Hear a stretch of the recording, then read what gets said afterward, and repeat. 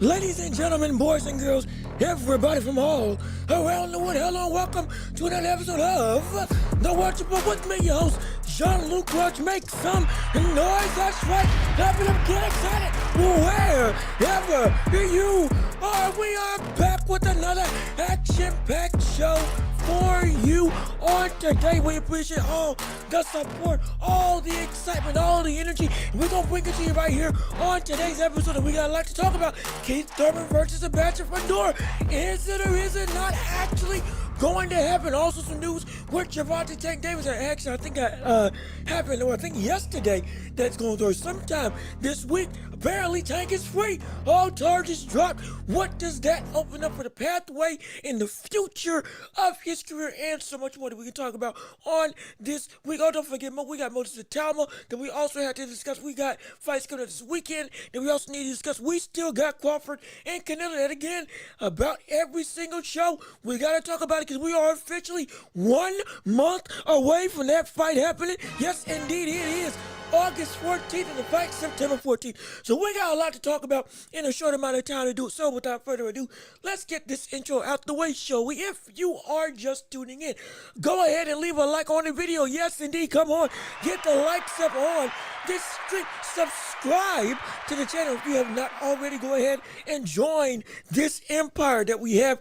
growing and thriving right here on YouTube. And be sure to hit the notification bell so you know whenever we post right here on YouTube and forward anything that we do with this channel, and be sure to share the show with everybody that you know so we can keep on building up this empire together. All with you and your support, we can make this happen. We can make this community grow strong and be a monolith, a behemoth, an empire, a mogul. Everything that we think this thing is, that we know that this channel and that this show can be, all can happen with you and your support. And if you want to support the show while we're waiting to get monetization, if you would, Cash App and PayPal, links in the description down below. If you can support, anything will do, and we appreciate it oh so much. Oh, no, and be sure to put your chats in the chat section on the side of the screen, unless you're driving. If you're not, hey, be sure to be safe with that. But if you can, and you want to join the conversation, put your chats in the chat stream,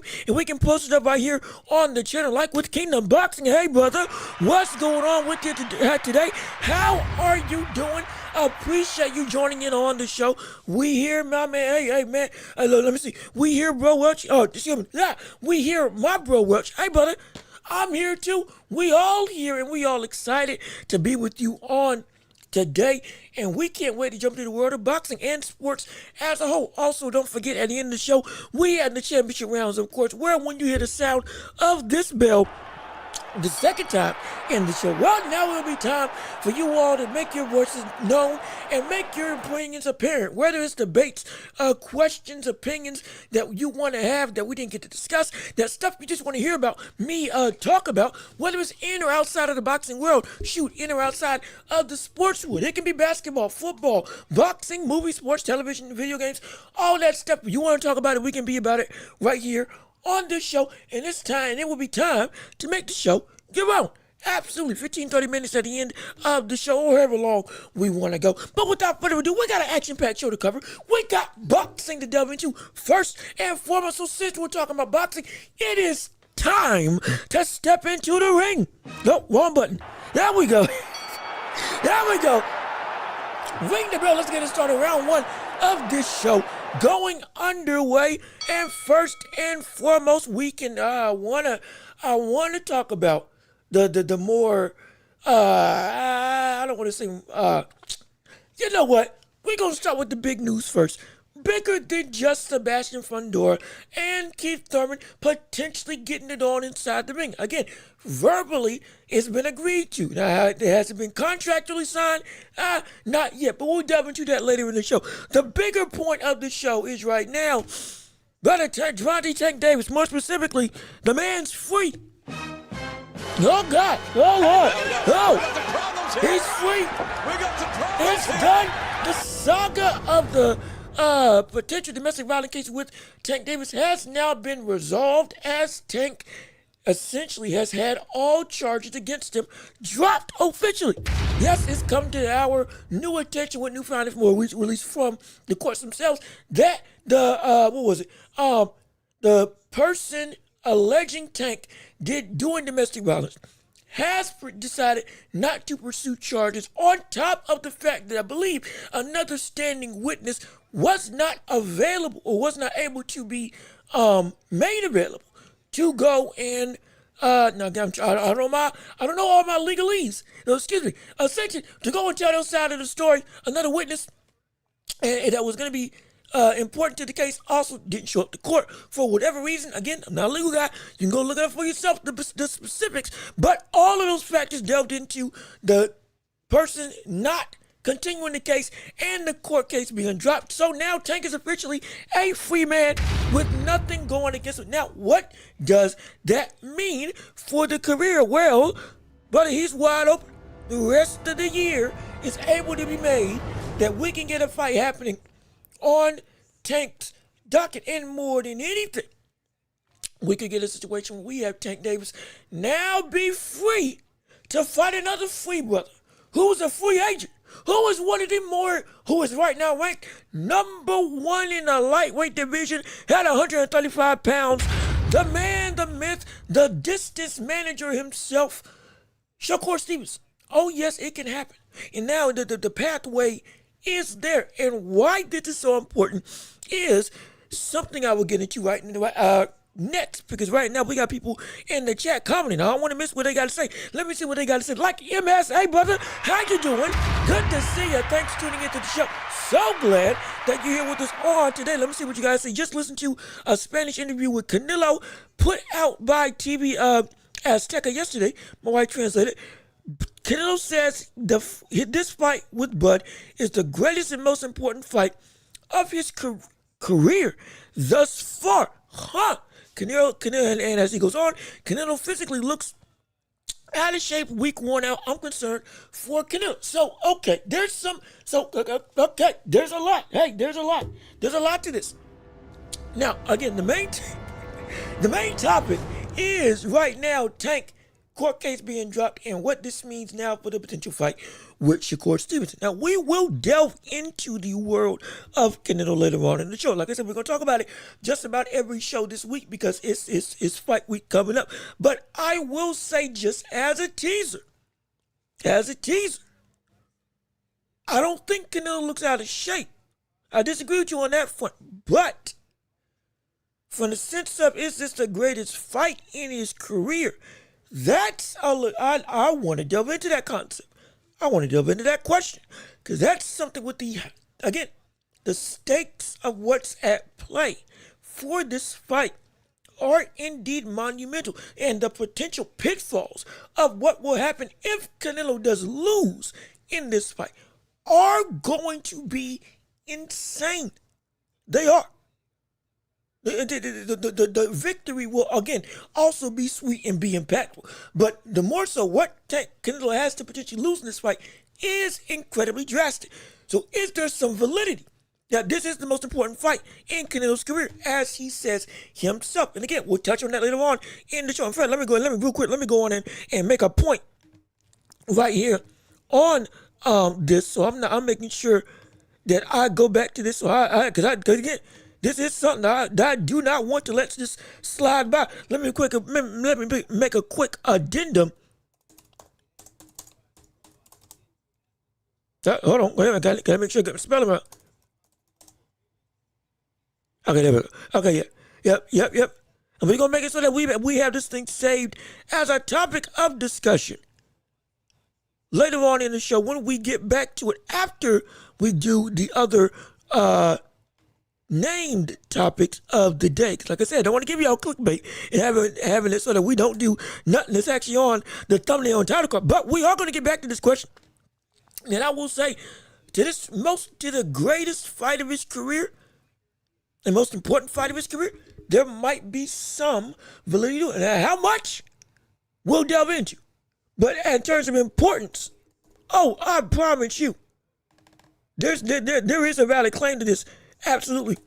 And so as I'm just making sure I got this as a footnote in my notes for the show, so we make sure we get back to it. But still, we got to set ready. But again, we're going to get back to this. Right now, let's at least cover what we were going to cover, which is Tank and him being free against the other opponents. And we're going to get back to this very topic of Canelo, Crawford, and is this the most important fight in Canelo's career ever? We're going to delve into it, absolutely. Also, Al Booger, what's good with you? How you doing? Appreciate you tuning into the show. So glad that you're here with us on today. No question about it. Also, I think I brought up the wrong clip when I was making it, or wrong chat when I was making it wrong. But yes, we're going to get back to this question absolutely later on in the show. But let's continue with what we got right now with Tank being free. Tank, no, all charges dropped. Now it opened us the door for Tank and Shakur. Why is that important? Because Shakur is a free agent at this point in time, per my understanding. Yes. Shakur Stevenson, who at one point in time was signed with Top Rank, but after his fight with William Zepeda, officially he is now not just a champion. I believe it's a champion. Yeah, he's a champion. Not only is he number one ranked in all the lightweight division and is on many people's pound for pound top 10 list, he is now set to be able to do whatever he wants to do with anybody surrounding the boxing landscape. The world right now is Shakur's oyster, and at that same breath, now the biggest fish he's been trying to catch now has become right there for potentially the taking. Now, we've seen this before with Tank in big fights before, where him and a brother was free to fight. Everything seemed to be okay. The pathway's clearly there to make something happen. However, nothing takes place, and it's a shame. It's a doggone shame. It's a terrible thing. Oh, absolutely horrible. Like with Tank and Lomachenko. Oh, we covered that whole timeline in the past with Tank Davis' career. There was a point in time with Lomachenko and Tank. They were free to fight each other at 135 pounds. I believe this was closely after the Hector Garcia fight when Tank chose Frank Martin to fight, which, hey, I was all up for. But at the same time, if I had my timeline correctly, again, I covered this in past episodes. I think roughly over a year ago. But you can go back and listen to that. If I got the timeline wrong, please fact check me with my own evidence that I put up earlier in this channel's history. But still, there was a point in time between Hector Garcia and Frank Martin. The fight before Hector Garcia up until Frank Martin. I'll say that as a wide window. There was a point in time when Tank and Loma could have fought each other, but the fight never happened. Never happened. And more so it's because Tank did not incur the fight on happening. Now it's another situation. Kevin Boy says they got some big stuff planned. Shakur, again, is right there. If he is not going to fight Lamont Roach in the rematch, this will be the fight to make that will make all the sense in the world. And we'll match up with, hey, we got big plans that we're going to make. We're going to keep everything close to the chest, and it's going to be worthwhile. We always going to make a big impact. If that's what they're going for, that will be the fight to do it. Or just do what we all want to do, or want you to do, and just sign the doggone fight with Lamont Roach. Just do that. That's all. That's all we're asking. Just do that. If you are indeed free and available to go through and now fight without any unabated unabashed things going against your ability to be able to get these fights that need to happen. Rematch is the most pressing thing. Shakur is the ultimate goal. Lamont is right there and deserves his shot, and you would make bank doing it, as we've covered multiple times. You gotta make it happen. And now there should not be any excuses. Yes, we know that the whole situation with this whole court case, legal battles and all that stuff was helping to stifle Tank's ability to make this fight with Lamont Roach for the rematch. We understand it. However, now, though it would be past the date of August 16th, which we thought the fight which was all well and good talked about as this is when the fight was going to happen. Months and months and months gone by after the first fight with Tank and Roach. Now, since that date is right, literally 2 days away, it's not happening. Great. Go and make it for end of the year. December. Hey. What's August, September, October, November, December. We got 5 months left. You can make it in October, late October, if need be. Dare I say, after Thanksgiving, November 31st, or whatever date works late in November, or early December, around Christmas time. Holidays coming up. It will come off the backs of Benavidez versus Anthony Yard. Boom, momentum in the boxing world. Everybody's got their eyes on it. Now the rematch that we've all been waiting for ends out the year, which would be great, which would be phenomenal. Mind you, in lieu of November, December, it's Benavidez versus Yard, Brian Norman versus Devin Haney, Ben Rodriguez fighting, I think, for another title, and Artur Beterbiev also getting back in the ring on that card. And after that, I think roughly a day or a week later, it's Noya Inoue versus Ahmadali. Or excuse me, no, I'm sorry, that's before that. That's in September. My apologies. Before all that starts, what starts this whole road is Inoue versus MJ or Ahmadali, as his actual name is. Coming up on I think September 13th, not September 13th. I think September 14th or 15th. One of those two dates. So, hey, brother, it's about to crank up, and you can end the year strong. It would make all the sense in the world, and there's nothing stopping you. There's nothing stopping Lamont, because Lamont's there.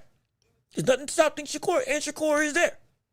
Now the ball's in Tank's court, as it's always been, for better or for worse, to go and make these fights happen. Because I don't know what the excuse is now. Nothing's keeping you out the gym. Nothing's holding you back. Everybody that we want to see fight you is available to actually fight you. And the money's there. And the timing could not be better for the latter half of the year. If we don't see something happen now, and we see this brother again take a bum fight, even the prospect of Jake Paul, though he's in negotiations with Anthony Joshua, even that fight with Tank is still applicable to happening and can swoop in and take over the fight with Anthony Joshua and Paul that's looking to be actually going through because of the amount of money. It can happen. Or it could fight another brother at 130 or fight a bum at 135. It would at least be in the same division, but it wouldn't be any of the actual big stars that we want, like Schofield, like Shakur, like Abdullah Mason. Ain't moving up to 140 almost assuredly. Talks about how you want to fight Teofimo Lopez, but he ain't that. Teofimo most likely ain't coming back down to 135. A catchweight maybe, but even still, it's highly improbable. And we sure enough know that Tank ain't moving up that high. There's a lot of names on the tape. Keyshawn Davis, another brother. There's a lot of names on the tape at 140. But the issue is, will he or will he not take the bait? Not even bait, because he's not being baited into do something bad. Will he not take the opportunity? Will he not actually drive his career on the road to success in terms of legacy now? Because he is naked on display for the public to see at this point in time in Tank's career. There's nothing. He's under a hot microscope right now. He's on a hot seat that's burning up. Because there's no longer what he's been getting away with. How he's been able to move has not been accepted anymore by the wider boxing population. And because of that, that now gives us credence to have the public really voice their disdain and really turn on this brother.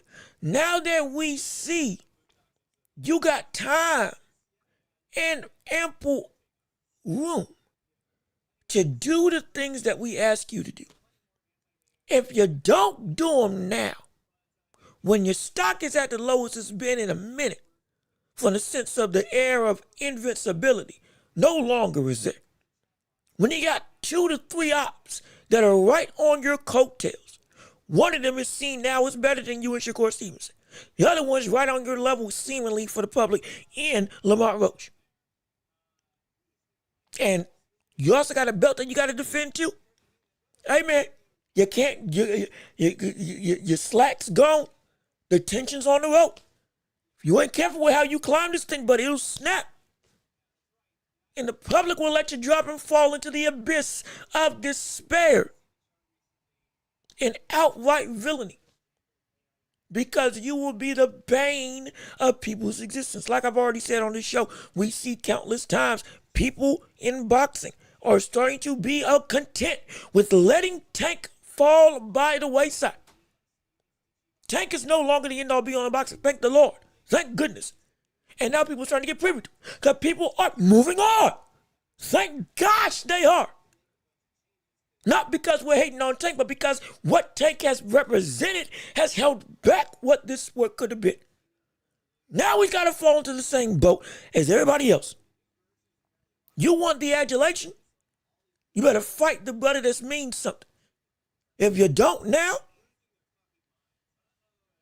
only thing we can say is, hey, oh well, we ain't paying. We may watch, but we won't remember. More so, we won't care, at least not nearly as much, because there's nothing happening. If the substance ain't there, if the substance ain't there, the moves mean nothing. But if the substance is there, now the moves have some weight. All we're saying with Tank right now, Tank, you're free. Tank, charges were dropped. And Tank, Shakur is available and Lamont's available. You got a prime time date in December to reschedule and make any of these fights happen. Don't matter. But you got to take the initiative. Because as it's been with your entire career, if you don't move, nothing gets done with how this boxing game works around you. Now, we were able to get away with it in the past. Now you can't. So if you make this mistake again, this ire that I have for the moves that you've made in your career and that the public is starting to wake up to is now going to get into a volatile state that will be unavoidable. And your name won't be enough to carry what the disdain is going to be. You know how widespread it is. It's a repeat of history. They're right there, Shakur and Lamont, to make fights and are free. Shakur's a free agent and Lamont is still waiting on the rematch. Do not let this pass you by. Don't do what you've been doing all of your career. Please don't, because if you do, it's going to be bad. It's going to be bad. I guarantee you. I promise you. But let me keep on reading what you all got to say. As we're going into the next topics of this show, let me see. Bud is the greatest fight that he will have faced beside Floyd. Oh, excuse me. Bud is the greatest fight he will have faced beside Floyd. And he's the man now, whereas he was trying to become the man when he fought Floyd. Makes sense. Okay. All right. Okay. Well, with that being the case, now that we've covered Gervonta Davis, we can now delve into the world of Canelo Alvarez. Yep. I had to make sure I got it right. Nope, that ain't it. There we go. Of Canelo Alvarez. And let me do this capitalization. There we go. To make this thing look pretty and nice for the public to see. As we're going into the next topics of discussion, as I am doing some quick housekeeping because some of the stuff did not get as centered as I thought it was. Wait a minute. Hold on. Wait a second. Everybody stop. Hold on. Stop. Dang it. Please, thank goodness. My gosh. I don't my graphics ain't cooperating are not cooperating with me all of a sudden. Good gosh, Lord, I don't know why. We're going to make it work. Hold on. We're going to make it work. Hold on. A smidge of a slide here. This thing just sticking like glue for some odd reason. And it won't let go. It's like a... Come on. Oh my gosh. Hold on. My mouse might be wet. Hold on a second. Wait a minute. My mouse pad might be wet. Hold on. Let's try this now. Okay. My gosh. Everything's falling asunder. Hold on. See, this is why you hire people. All right. There we go. That's good. We're back now. Okay. Now we can move on to the next topic of the show, which is, again, Canelo versus Crawford. Yes, indeed. Got to discuss it and discuss this question of who is indeed the greatest fight of his career in terms of impact? And is this the fight that fits that bill? I want to hear from you all in this question, but let me keep on reading.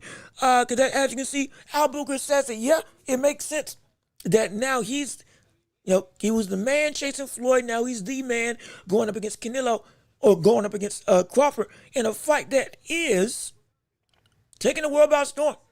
And like I teased at the start of the show, ramifications are indeed major and incredible. Also, Deborah or I think if that's Justin behind the keys. Hey, brother, what's going on with you? How you doing? Good to see you. Thanks so much for tuning in to the show. So glad that you're with us on today. Again, if you would, please leave a like on the stream. Keep on commenting, keep on sharing, keep on going through and letting us see what you got to say. And please if you can, support the show. Cash App and PayPal links down below. If you can, helps keep the light on, helps to make this thing bigger and better as a show to help us add and make this thing better for you all to enjoy. No question about it. And again, we ain't at monetization yet. We almost there. But still, until we get there, gotta do what we gotta do. But let me keep on reading what you all have to say. Business and Groovy. Hey, brother, what's going on with you? How you doing? Good to see you. I saw the thumbnail. I thought you were talking about my choice struck. Oh boy, well, you know what? Hey, look, if that's a crime you guilty of, I ain't gonna knock it, and I ain't gonna try to battle against it. But if you guilty of that. That ain't on me. I know I look good. I may take claim to being a bad brother in that same regard. But hey, that's a whole nother conversation. But good morning, good afternoon to everybody tuning in. I'm so glad that y'all are with us on today. Nerd, what's good with you? How you doing? Good to see you. Thanks so much for tuning in. Hopefully you're enjoying the show. We're getting ready to dive into Canelo and Crawford and the importance of this fight. Is this indeed the greatest fight in Canelo's career, as per Canelo's own words on TBS Tucker, as I was just made privy to by MS, who's still, I believe, still in the chat right now. But let's keep reading. Ironically, if Tank gets the Pac fight and beats him, they will once again praise and idolize Tank. They will call him a legislator. So this, and real cool, we're right in the start of the thing, so we can go through and question or rather comment on this real quick. Also, yo, Rebel Life, what's good with you? How you doing? Salute to you and appreciate you tuning into the show. So glad you're with us on today. And again, we're about to delve into Canelo and Crawford. Let me real quick answer this or respond to this comment right here. Here's the thing. People are impressed with Pacquiao. And I feel he can beat Barrios. I don't know if the public thinks Pacquiao is back fully. I think the understood notion of Pacquiao is that he's a legendary fighter. Him being able to fight at this level is incredible, especially at this age. But he's not the same guy. He ain't the same guy. If Tank or if anybody does indeed beat him, it would be, okay, they were supposed to. It would be. Outside of, again, maybe Mario Barrios, who again now has now shown, hey, you at minimum are at Pacquiao's level. Many people feel that Pacquiao won that fight. So at least outside of Barrios, everybody else that is a top priority fighter or has a level of real cachet is going to be, you should beat this man. If you lose or if you struggle against him, that's a dangerous indictment on you, as well as an impressive sentiment to Pacquiao. If Tank does beat Pacquiao, I don't think it's going to be held in the same praising regard. A couple of years ago, yeah, it might have, stupidly. Because even then, it was like, yeah, Pacquiao, no, again, still past his prime. But I think it may a little bit different. Now, however, I don't think Tank can get away with it. I definitely can, especially because he said he would not fight at 147. I don't know if Pacquiao, though he's a small brother, I don't know if he, one, is going back down, or two, is able to go back down as well. He's been at 147 for so long at this late stage in his career. At that age, it's hard to lose weight even as a smaller fighter. And that could be the case with Pacquiao. He may not be able to make that weight. He may not be able to make even the catch weight might be above 140. And again, Tank has said he isn't going to do that. If Tank goes up and beats Pacquiao, now it's going to be the same sentiment. It's going to be widely more understood now. Tank is fighting Pacquiao because he thinks he can beat him. Tank is fighting Pacquiao because it's a lot of money. Tank is not fighting Pacquiao because Pacquiao is a real test against Tank at this stage in Pacquiao's career. And this is with all due respect. That's what's understood by the wide public. With that being the case, this would only cause more problems because a tank, if he does win against Pacquiao, okay, you beat a legend. Though you beat an old legend who still is not what he looked better than we thought. No question. But ain't back to what we knew he is. And now that you crossed the threshold for a second time above 135, well, there's no excuse anymore. Now you got to go and keep going through the rest of the division. You will be, if Tank, that would be the bait that Tank doesn't want to go through. Because if Tank does that, that means immediately now you would have to go and fight everybody that you said you didn't want to mess with because they were too big for you. Even Barrios you said was too big for you. You said you weren't comfortable at 135. Or excuse me, above 135. And 140 was too much. 147, ludicrous. His words, Tank's words, not mine. Be clear on it. Going off of that, though you call out T.O. Devin and all that stuff, and you made your list that you still got, you ain't knocked no names, and all those names have gone beyond Tank's own barometer of how high in weight he is going to go to fight people. So if you fight Pacquiao, now you got to fight everybody else. You do. You fight Pacquiao, you got to fight everybody else. Just like with Jake Paul. Jake Paul, and when he fought Mike Tyson at heavyweight, now fighting people at 160, 170 is no longer an option anymore. Not because Mike Tyson's great. Or excuse me, Mike Tyson is great. One of the greatest of all time. Not because Mike Tyson was the Mike Tyson of old. And oh my gosh, you beat the prime Mike Tyson. No. You beat a bum version of Mike Tyson. Absolutely. But you came in at 239. And now you crossed that threshold of you going back down to fight anybody below 190 is going to be looked at as no. Stop. It's stupid. Now you're back into a rock and a hard place. You got to fight Anthony Joshua. You got to compete if you're going to fight a brother at your actual weight class. That is going to be, and again, the test, it's got to be an actual cat, not a buck. He backed himself into a corner. Tank, same thing if he goes that route. Because he would be compromising his own word. And then people will be saying, understandably so, he picked the brother that he thought he could beat at this higher weight.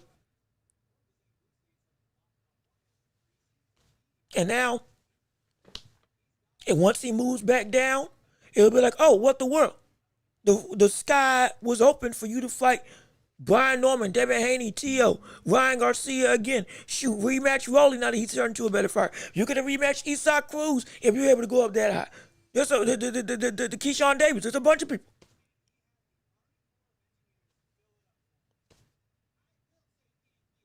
And at that point, even calls of Tank versus Boots would have even become a potential opportune fight that people want to tune into because now you moved up to 147 to fight Pacquiao. And Brian Norman Jr. is right there, and the next step up, Boots is also right there. Hey, man. If you can get up this high, why not put yourself one more? That's what the public's going to do. Because, see, they ride with Tank because of the notoriety and the ability, which, again, is great.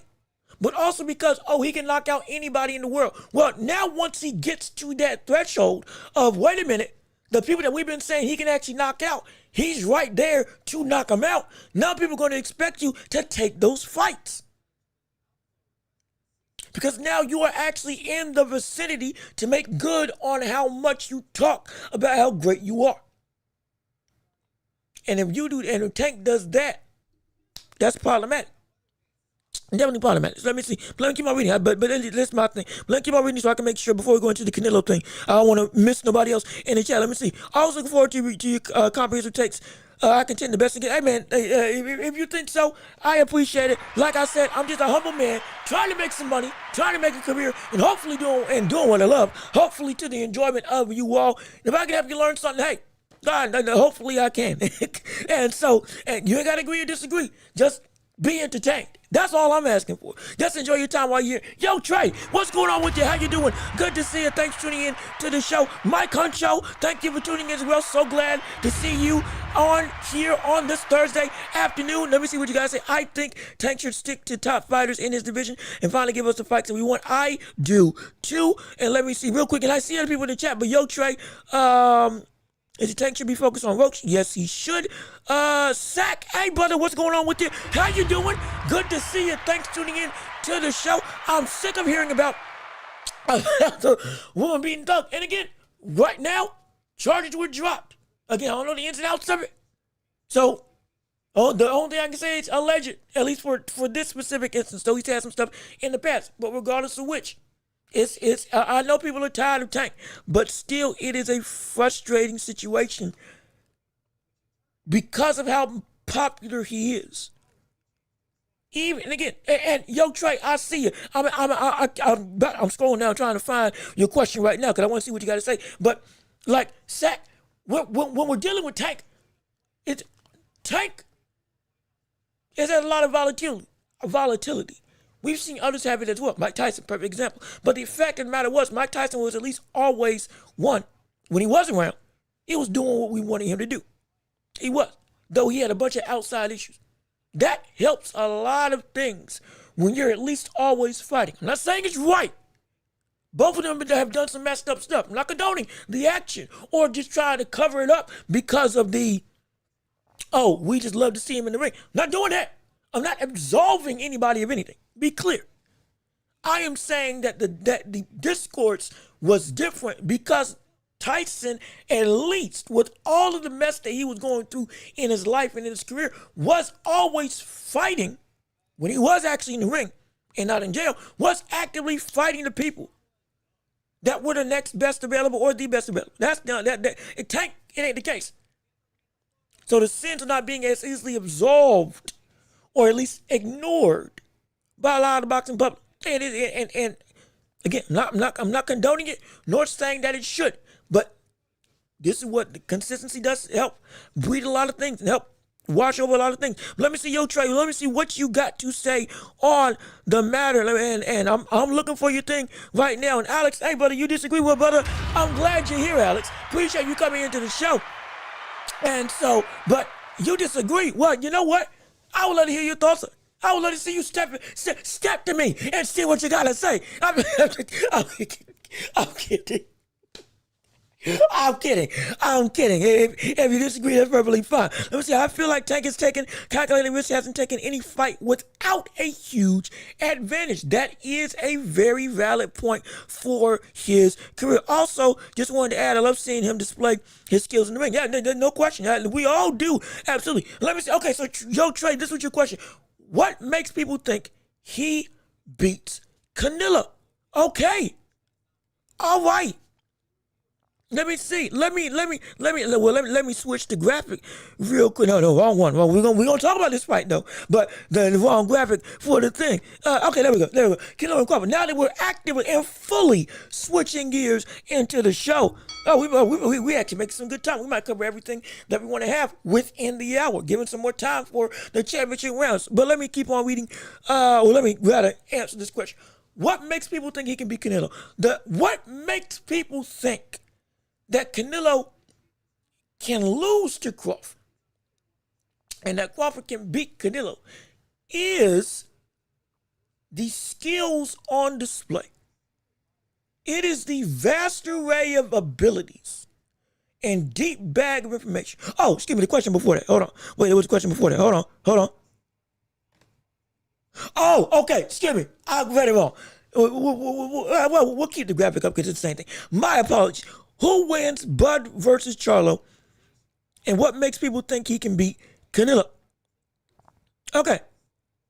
Okay, well, we'll answer this one first. Who wins, Bud versus Charlo? Charlo. No, I'm sorry, Bud. Hold on, Bud Crawford by knockout.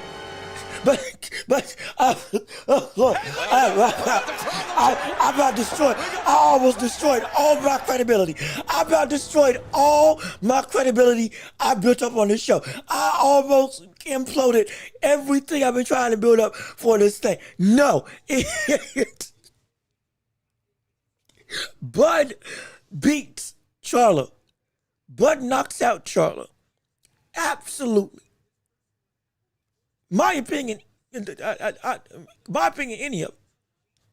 Yeah, I think he's just that much better than both of them. Again, my opinion. Even though 154 one is undisputed, Charlo at 160 going up to 168 would be again bigger. Would be the stronger of the two Charlo, but not. I think he beats. I think he beats. And like what? And off the backs of that, if Charlo couldn't do it, what makes me think that Bud can? Well, Bud is at least better fighter than Charlo. It's not disrespecting Charlo. It's just the truth of the matter. But Bud has Bud's body of work, the names that he has beaten, and the skills that he's shown on display every single time out. Getting better and better and better. To me, there's no contest. It's a completely different situation. It's a completely different dichotomy between those two people as to who Charlo is and who Crawford is. And I am serious. I'm serious about it. I'm dead serious. And it's not because I am a distractor against the likes of Charlo's, both of them. Like I said, my gripe has been I want to see both of them succeed, but at the same time, they have to be active. Now, the Charlo that was at 160, who's now moving up to 168, he's gotten back in the ring after a 3-year layoff on the sense of personal reasons, which understandable. Mental health issues and all. We never diminished that. However, now it's on the flip side. The other Charlo at 154 is a no-show. Gone with the win.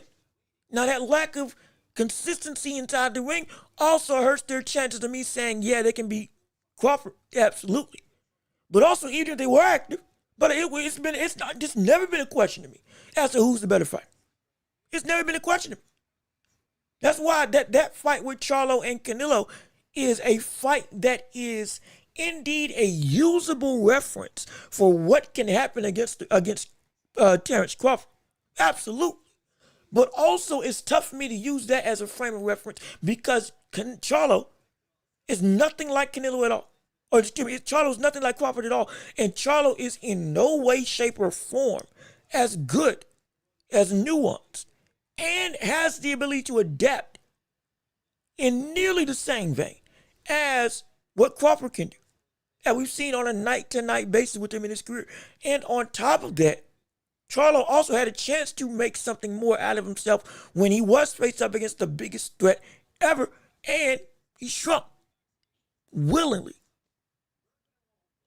Now, as juxtaposed to that, Crawford faced off against Spence. Everybody was saying that, again, similar to, though this is a more monumental jump. Spence is too big, Spence is too long, Spence is too strong, Spence is too durable. Spence, there's nothing that Crawford can do to hurt Spence. Spence is going to break him down and beat him out. When that biggest challenge came up to bat, what happened? He showed us a level of dominance we had never seen from Crawford in his career. More dominant than the fight with Carol Brook. More dominant than the one-round display that he showed against Sean Porter in round 9 or round 7 when he completely turned the fight around. Outclassed every single performance he'd ever had up until that point in one night against the biggest competition he'd ever faced. He changed when the levels got higher. Charlo shrunk when the levels got higher. It's not about the loss, it's about the performance. That's the issue. It's not even about the win as much as it is also about the performance. Though winning, again, is the end all be all. The performance as what they showed when faced up against the baddest thing that they've ever seen, respectfully, is night and day. And because Crawford is nowhere close or nothing like what Charlo is, thank the Lord, in this case scenario, now we're going to see a fight that is I think will not nearly resemble that fight with Charlo and Canelo.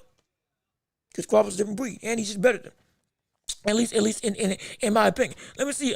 Welch, is our bet still on? Well, I don't know what the bet is. I can't. I'm not necessarily a gambling man per se. So if we had a bet, but I can't remember what it was. If whatever the result is, I'm getting paid. Hey, I'm down for it. I'm down for that. If whatever the result is, I don't lose money. I'm good with that. Absolutely. Oh boy, how you never seen Bud fight at that weight? You're right. We've never seen Bud fight at 168. Closest we've seen him fight is at 154. But at the same time, don't let that fool you.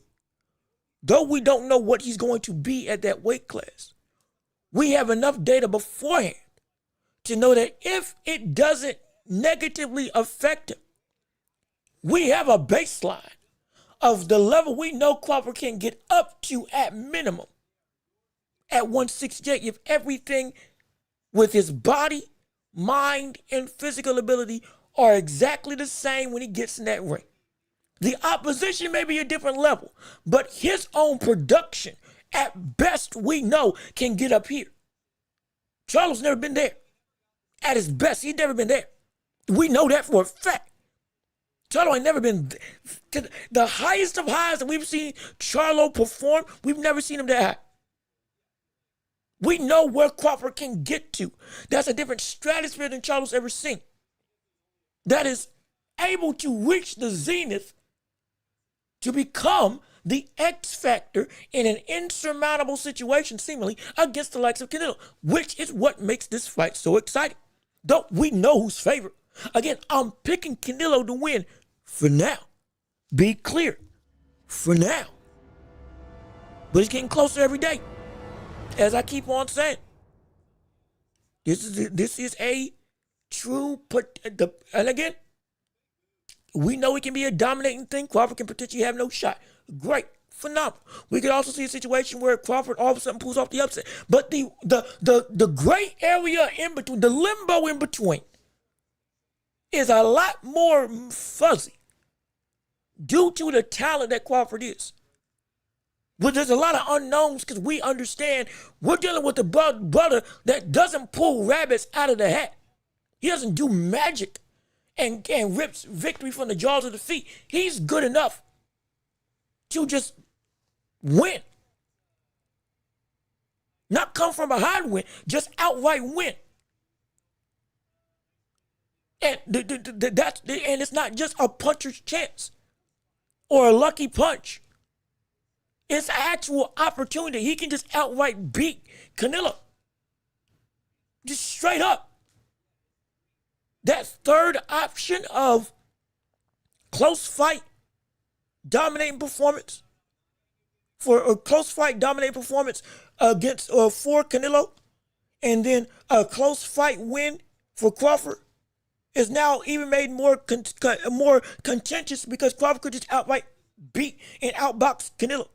And we know he's got the talent to do it. Southpaw or orthodox. Outside or inside. Dare I say inside. That was the most dangerous place to be. I'm not saying it's going to happen, but I'm saying this is a bigger reality than we have expected before. Because we're dealing with a fighter that breaks the mold of everybody else in this era. This is not the same brother. This is the brother I've been saying would be a fifth king in the four kings era. And guess what the four kings did? Roberto Duran fought all the way up to light heavyweight. Hearns fought, I think Hearns also fought up to light heavyweight.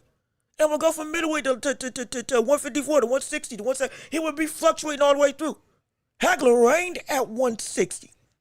Never left but fought all three of them. And Ray Leonard, 145, 147, 154, 160. They went and challenged everybody. Crawford is of that mold where weight didn't make them something that was just a bum. He's of that ilk of the people that will move up and down in weight and were able to accomplish what they wanted. I'm not saying it's going to be easy. I'm not saying it's going to happen, but I'm saying it's able to because he's got that same ability. That's what makes this fight so interesting. That's why it's so exciting. That's why I can't wait for it. Oh my gosh, that's why I can't wait for it. And that's why we say, even though we haven't seen him fight at the weight, we expect him to be competitive. If Tank fought at 140, guess what? If Tank fought at 147, though we wouldn't know what he would look like at 147, we know the talent would be he could fight up to 147 and be competitive. I've said that for years about Tank, and it's because Tank is a great fighter. Great fighters can do great things, even with unknown data about what they can do. Canelo could fight at 175. Though he wasn't the same brother, he was able to still be a great brother. Knocking out Kovalev and then putting up a very competitive fight against Bivol, who was the baddest brother at light heavyweight, him and Archibald Beer. We say, oh yeah, he lost to Bivol, but he was competitive against Bivol. Bivol won and outboxed him, but it was a competitive fight because Canelo is that great of a fighter. They can move up and actually make stuff competitive at higher weights. It's a testament to who they are and what they can do. That's what makes this fight so interesting. People really do see Crawford as Superman and Batman all in one. Yeah, they do. They really do. Now, some of the love is a little bit overblown. I will capitulate to that. Some of the love is overblown. Absolutely. But from the sense of, hey man, this guy's got the skills to pay the bills, it's hard to argue that no, it's not out the question to say, oh yeah, he can do some insane stuff. Sometimes, absolutely, it goes too far with fans. I'll completely with that. Hopefully, I'm not in that same potential situation with how I view. I'm trying to be as real as I can be, as unbiased and legitimately as diplomatic's the wrong word, but as understanding of what each brings to the table, while not compromising how I feel. Hopefully, I'm doing that in the best way possible. But hopefully, but regardless of which, that's what it's hard to it's not hard to hold them accountable. Be like, hey, you're pushing too far. But it's also understandable for them to go to that grandeur of thinking because of what Crawford has been doing throughout his entire career. So I don't go that far, but I do understand the sentiment. Let me see. The weight jump ain't good. Also, OG Blaze, what's going on with you? How you doing? Good to see you. Let me see what you got to say. The weight jump ain't good. Easy fight to call for me. I wouldn't be surprised if Canelo knocked him out. Again, like the most likely situation, Canelo knocks out Crawford. Absolutely. I'm not denying that at all. Like I've said multiple times, at this point in time, I have Canelo winning. I do. I just also understand that there's a real potential situation. Hagler is better than Canelo, let's be real. Question is, do you think Bud is on that Leonard level? Well, of course, absolutely, I think Hagler is a better fighter than Canelo Alvarez. And that's not disrespect to Canelo. But I agree with the sentiment. He's one of my favorite fighters of all time and was outside of Canelo before Crawford. He was, in my opinion, the best switcher that I had ever seen in boxing history. Now, with Crawford being there, there's a 1-2 competition, which, again, talent is talent. Greatness is great. Both of them are phenomenal. Bud is, I don't know if Bud is as good as Sugar Ray Leonard. I don't think so. I don't think he's as great as Sugar Ray Leonard. He would be able to hang with him in that Four Kings era. Because again, he's a transcendent level talent. I've said that for years. But he's not as good as Leonard. But he doesn't have to be as good as Leonard to beat Canelo. That's the thing. He doesn't have to be as good as Sugar Ray Leonard to beat Canelo. The bar is high for what you got to be as a fighter, no question about it. But it's not insurmountable. Leonard is a high bar that almost nobody can reach. Almost nobody can reach. No question about it. But he can get into a vicinity to where, hey, though I'm not at Leonard's level, I can get into the realm that if I elevate my game enough, he's going to have to. in this fight. That's sixth gear. But then you have to unlock a seventh gear. A gear we've never seen Crawford be able to get to fight Canelo. But if he can do that, there's some good work that can potentially be done. Let me see. You got Boots over everyone at 154. I'll take the field. As a talent, yes, I got Boots as the most talented fighter at 154 from an ability and skill set standpoint. But can he beat everybody? I don't know about Virgil Ortiz. I do believe he can beat Sebastian Fundora. I do believe, though he might struggle more than I may expect, because of the stylistic nature of Majima, I do believe he would be able to beat Majima. Most of the people at 154, I think he will be able to have a win over. Not all, most. Now, it's going to be really dependent on this first fight against Lima, just to see what he's looking like at this division. And once that happens, now we can have a better encapsulation of what his skills are going to be. Let me see. For sure. What's good with you? How you doing? Good to see you. Thanks for the in. When you said Charlo over Crawford, I was about to see, I knew it. See, that Dan, see, this is why. This is why I started slowing down when I was talking, because I almost said something ridiculous. About when I knew somebody was gonna catch it. About when I did. Don't clip that part, because that almost went back. What do you think? What did you think about Bud's last fight? Bud's last fight against Majimov was a great fight. Bud's last fight against Majimov did show some struggles at 154 and some stylistic things that might give him some trouble with the herky-jerkiness of Majimov.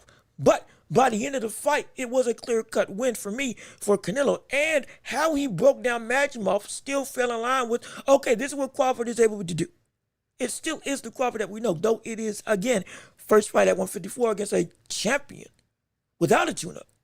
Hey, that has helped people, that has made people feel iffy about this fight with Canelo. Understandably so. How you going to deal with that level of physicality when you looked this vulnerable at 154? But because Canelo is not the fighter Majimov is, he's a better fighter, but he's not as much of a Rubik's Cube to figure out. With the when is he going to throw, the feints and all that stuff. I think I covered this on Tuesday or last week. It's a different fighter that he's going up against. Crawford even said himself, I can't beat everybody at 150, at 168. He said it himself. Benavidez is way too big for me. Others in the division, that's too much. But Canelo specifically, I can win. I can beat that one guy. Even if I can't beat the rest of the field, I know I can beat him. This is his words, not mine. This is his frame of thinking, not what I'm just trying to put on him. This is what he said. That's why he's taking this fight, because he sees Canelo as a beatable opponent. Yes, the money's right, absolutely. Biggest payday. I completely understand that. But in terms of how Crawford has moved throughout his entire career, he'll take on any challenge and he feels he can beat everybody. And even with his limitations that he understands, he will go through and say, there is a brother I can beat up there. I'm going to go and try to challenge him. And how right or wrong that sentiment's going to be, we're going to find out. We're going to find out. If you're biting off more than you can chew, or if you actually are about the work and you can actually accomplish it. We're going to find out. It's going to come to light. Absolutely. Let me see. Fact over fiction. Hey, brother, what's going on with you? How you doing?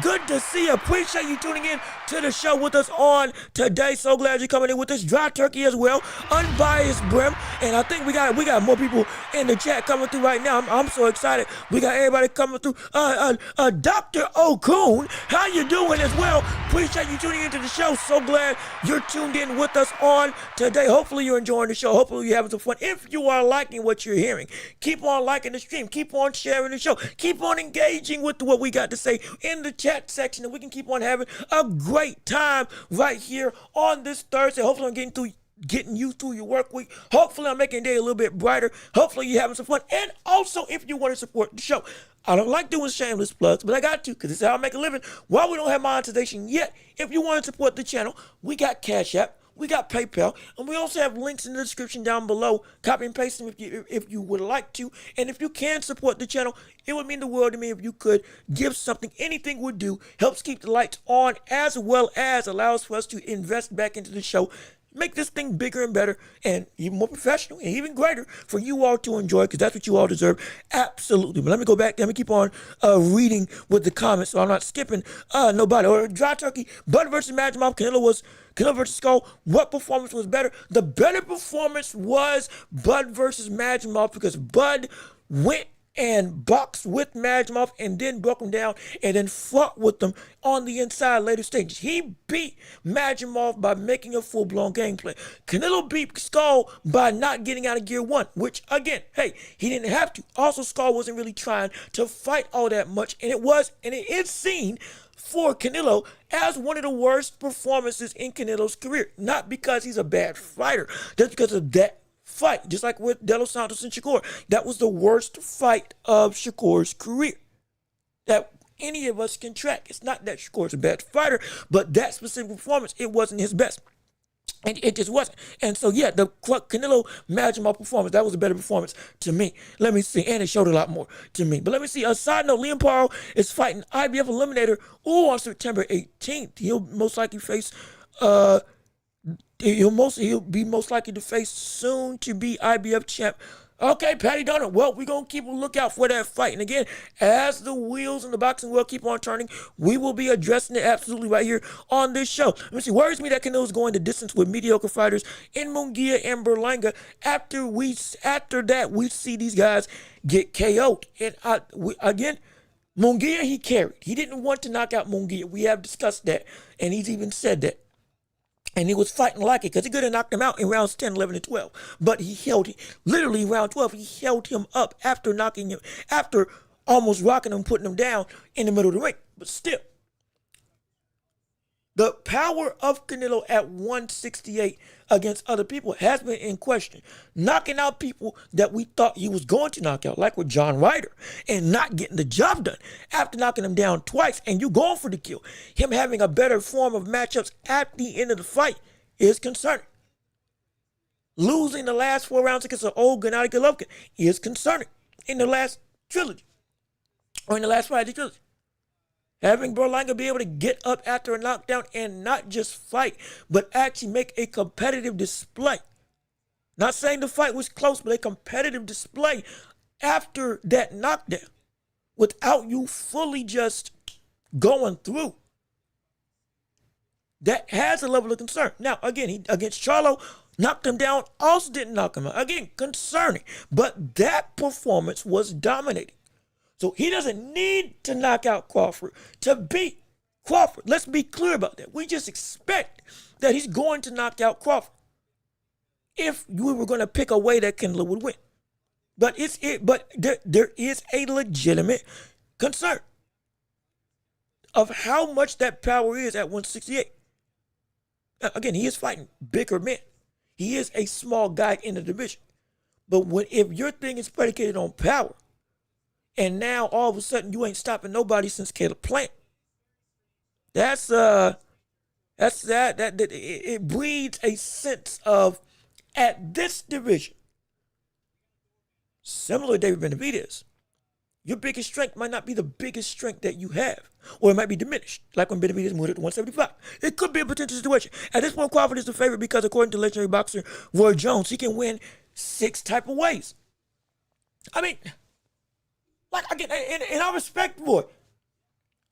What he's saying is the multi-dimensional ability of Crawford can beat you in 6 different ways if he needs to go through 6 different avenues.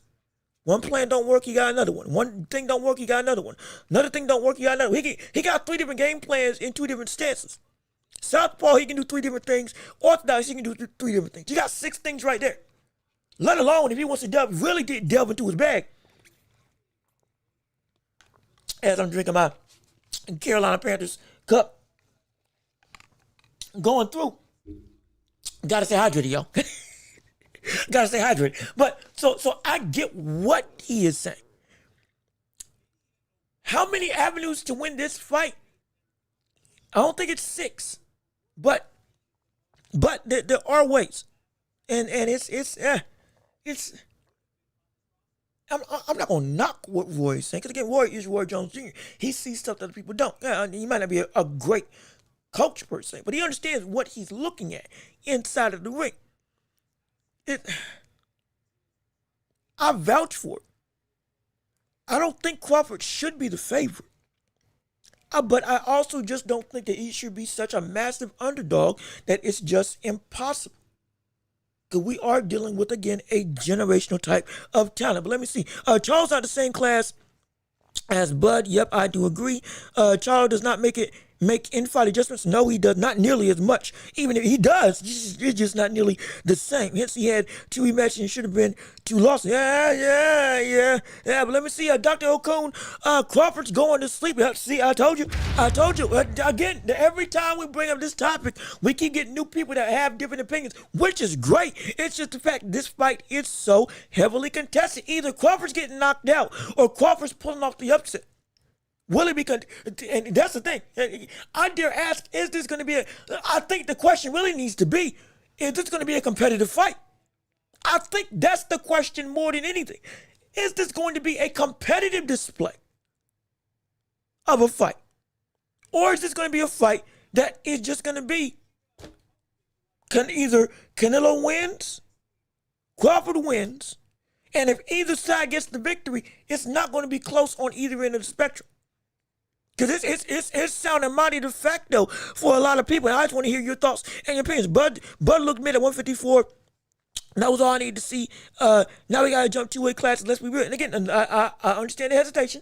I do get that completely. Bivol versus Canelo was competitive. It was, again, not from the sense of that Bivol was losing rounds consistently and it was a back and forth thing. No, it was a dominant performance by, it was an encapsulating performance. That's a better word. It was a fully encapsulating performance by Bivol, no question. But it was not just a thing of, Canelo just has no chance and Canelo's not doing anything in the ring at all. He was putting up a fight. He was putting up a real effort that did force Bivol to have to make adjustments in that fight to keep on containing that full level of control. That is something that many people can't do against Bivol moving up to 175, especially coming up from 168. People who started out from 160. So from that aspect, yes, it was a competitive affair. Just like Berlanga was competitive. It wasn't close, but it was competitive. The performance that Berlanga put up was something of, that wasn't just a whitewash. That wasn't just a complete no contest situation that we shouldn't have spent time watching. There was something there in that fight that made this a legit fight. And so, again, it wasn't like Canelo versus Charlo. That was not competitive, and that was dominating. Bivol was dominating, but it was also a competitive thing because Canelo was actually putting up something of resistance. Legitimate resistance that Bivol was just able and good enough to overcome. But it's not faced the level of Canelo. It'll be a test for both. It has. That's the truth. And that's another thing. Canelo has faced Floyd, but Crawford hasn't faced a Canelo. That we can say that. Hey, we can put that up. We can put that up. That's something that I don't think I think I just can't, honestly, I just can't go down on the spot. And if somebody else said it before me, hey, I'm not trying to take any plagiarism. I legitimately just thought that right now. But Canelo has faced a Floyd who is at or above the level of Crawford, IQ and thinking wise. But Crawford's never faced a Canelo in his career. That's also true. That's not diminishing the talent of who Crawford has faced, because again, his resume is great, but nobody is on that level of Canelo. But Canelo, though different stage in his career, has faced somebody on that level of Crawford. That's where experience comes into play. That's where those 60 fights that we talk about come into play with who you face and what you've seen before. It will help out a lot, I guarantee you. I promise you. But it's going to be a test for both. It's going to be what did you learn from fighting Floyd when you fought, or what did you learn from fighting Floyd that you'll bring into this fight with Crawford, who is going to look to at least do some of the same stuff that Floyd did in that fight that beat you the first time. And for Crawford, how high can you push yourself to get that level to face off against the biggest obstacle in your career? And one of the greatest fighters in history. You're right, it's going to be a test for both. Canelo is on the slide, big time, but Crawford too old. He's an old man. Crawford has been performing better as an old man than Canelo has been performing in a declining prime. He has. He has. Crawford's 38, but of recent, he's been having leagues better performances over his last couple fights than Canelo. And Canelo is 2 years young. Canelo's 36, Crawford's 38. Canelo has been on a decline that has ripped away aspects of his game that he used to always do. Like when he fought against Billy Joe Saunders, like when he fought against Daniel Jacobs, like when he fought against Gennady Golovkin, Trout, Khan, other things. There's certain aspects that Canelo is not able to use nearly as effectively anymore because his body's at a different stage. And its age, time, start to take away some aspects in Canelo's own right. Now he's adapted and made himself great, so that's why this fight is still competitive. Because even without those skill sets, he can still do some damage. Absolutely, no question. But it's not the same. Let me see. I'm trying to keep on reading. Bebo did spank Canelo. I had it 9-3, 8-4. Okay, yep. I do agree with that scorecard as well. Again, the round was not a close fight, but he was able to make a fight legitimately not be it's a boring situation, fruitless effort.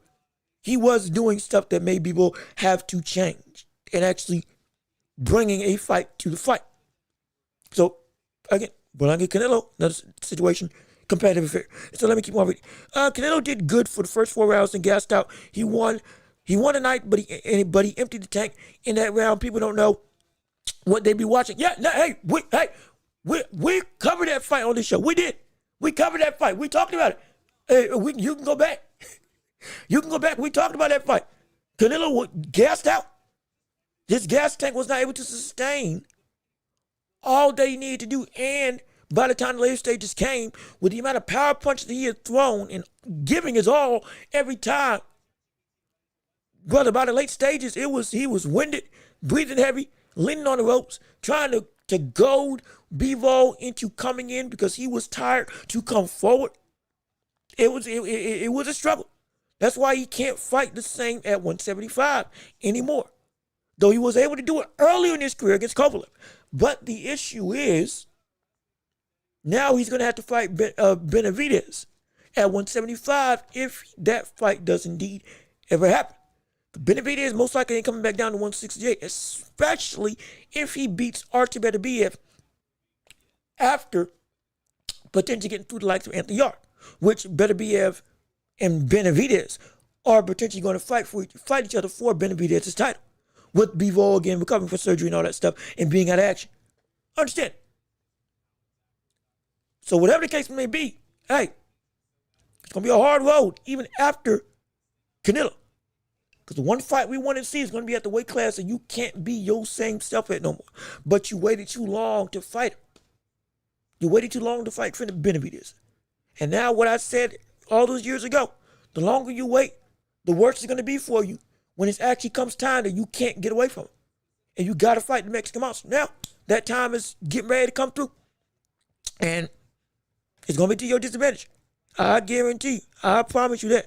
Let me see. You have a Canelo. You talking about me? I got a Canelo profile picture. I mean, like, I thought I was agreeing with you on the. Oh, you might be talking about somebody in the chat. Maybe so. You talking about me in the chat? Oh, I thought you talking about me. Cause I got a Canelo picture on the in the YouTube. I thought you talking about me. My bad. My apologies. Y'all go back to beefing. I'm so sorry. Go back to beefing in the comments. I apologize. Let me get out of that fight. Hey, I'm the ref. I'm fight. Go ahead. Go back in. Forget me. Forget me in that whole regard. Absolutely, man. Let me keep reading.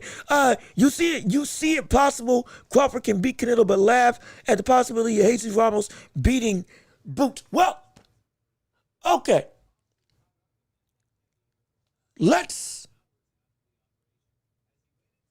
Okay, I see what you're saying. I'll say this.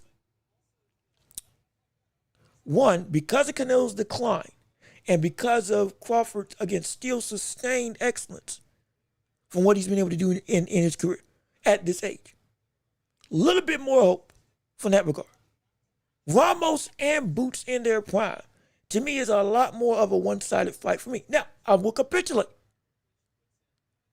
Did I jump the fence a little bit on how dominant I would see Boots be at 154? I'll capitulate. Maybe I did. I have no issue. I have no issue walking that back. I ain't got no issue walking that back. Absolutely. No question. Now, I still believe he can beat most, if not all, of 154. I truly still do. The same dominating nature, though. If I talk about how deep this division is, I can't be oh so gung-ho without having a level of reality, though. I'll capitulate. Boots against Ramos would be a good fight. In fact, actually, I was actually going to touch on this fight with Ramos and Boots later on, because it was supposed to happen, but apparently the Jesus Ramos wasn't the Ramos that Boots was talking about when referring to getting a contract through before the fight that he's got with Liam now for negotiating for who's going to have at his first fight at 154. We're going to get into it later on, but I'll capitulate. I'll back off a little bit. I still believe he can beat most of 154, but I will contend that it is more competitive and it's not nearly as clear-cut as most or as I previously had at 154. Everybody against Boots. Though I still believe, outside of Virgil Ortiz, Boots got a good shot at beating everybody, especially if we see that his weight impacts his performance. And the bigger that he gets as a fighter, the better he gets as a fighter. If that happens, then what I say stands true. If it don't happen, we make changes. Plain and simple. Plain and simple, at least for me. Let me see. I'm trying to, good gosh, I am way behind on people chatting. In fact, actually, shoot, we can actually go through and you know what? Since we're talking about Ramos, so well, actually, no. Shoot, we've been talking about Ramos. We got to be talking about David Benavidez. We got. Okay, hold on. Off the backs of that Boots conversation, and as I can go through right now. Can I pull it up? Can I pull it up? Hold on. Let me see if I can pull up the clip. There was some recent drama in the sense of Boots and the whole saga of what he was going to do at 154. Now it's seemingly, what's going on? What's happening?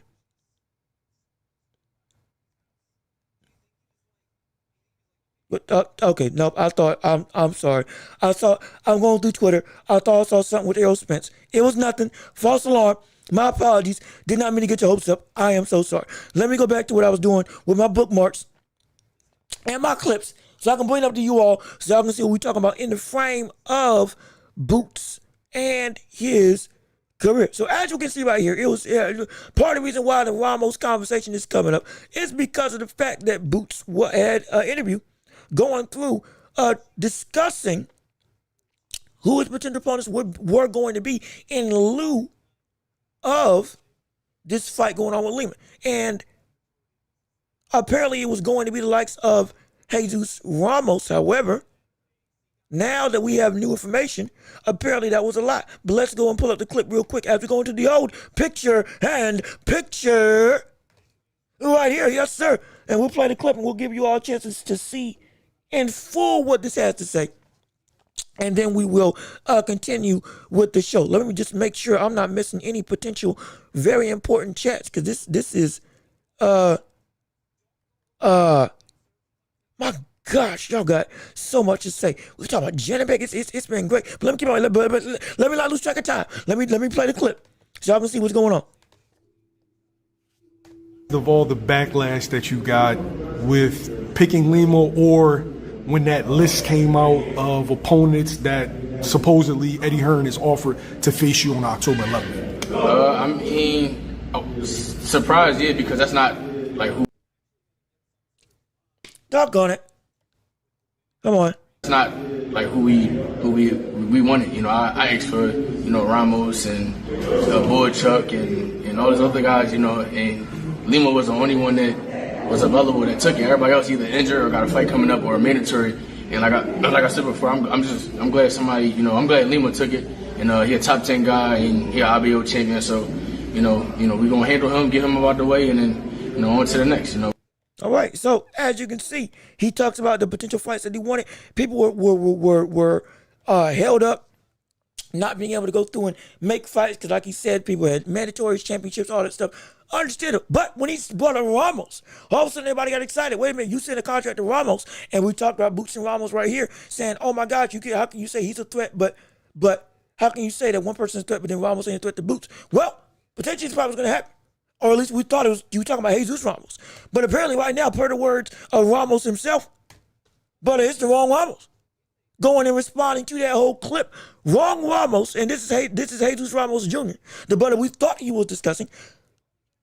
Wrong Ramos, he sent my uncle Abel, who fights at 147, and offered to fight at 154. My uncle was unavailable, but not for the mess offered with everything stacked against him. Oh, excuse me. My uncle was available, but not for the mess that with everything stacked against him. He played it smart, just saying Ramos no. So apparently, out of the words of the man himself, it was not Abel Ramos that got the actual contract in. And so since that's the case, I ain't gonna lie, that's not the best of looks per se when it comes to Boots and trying to make his career the killer mindset that we all see him as. And with the whole drama with Ortiz, Eddie Hearn, will they, won't they, is the contract sent or not? Off the back to that, though, again, we know that now the fight with Lima has been set and we got at least some direction. This ain't a really good look. This is about the second time that a claim has been put out about Boots in a fight that was supposed to happen, or that was going to happen, or at least a fight that was talked about that now has kind of fallen by the wayside and has been objectively shot down with receipts by the fighters in question, who were supposed to reportedly have gotten fights sent to them from Boots and his camp. It's not a great look. It ain't. And sadly, it further fuels the questions of how Boots has been moving throughout his career when it comes to the world of boxing as a whole, with him being one of the biggest stars, no question, but at the same time, him having a fight with people that, while we think, or rather, oh gosh, I'm sorry, close out my stream for a second, but I got scared. While we think, oh no, that hey, he can't compete. While we know we want to see him in the ring with these people, while he talks the talk, some people have been saying that the walk ain't been the walk that we thought. No, we've been, like we say, we hold people's feet to the fire all the time, or at least we attempt to. And in this situation, this is one of those occurrences. So right now, it's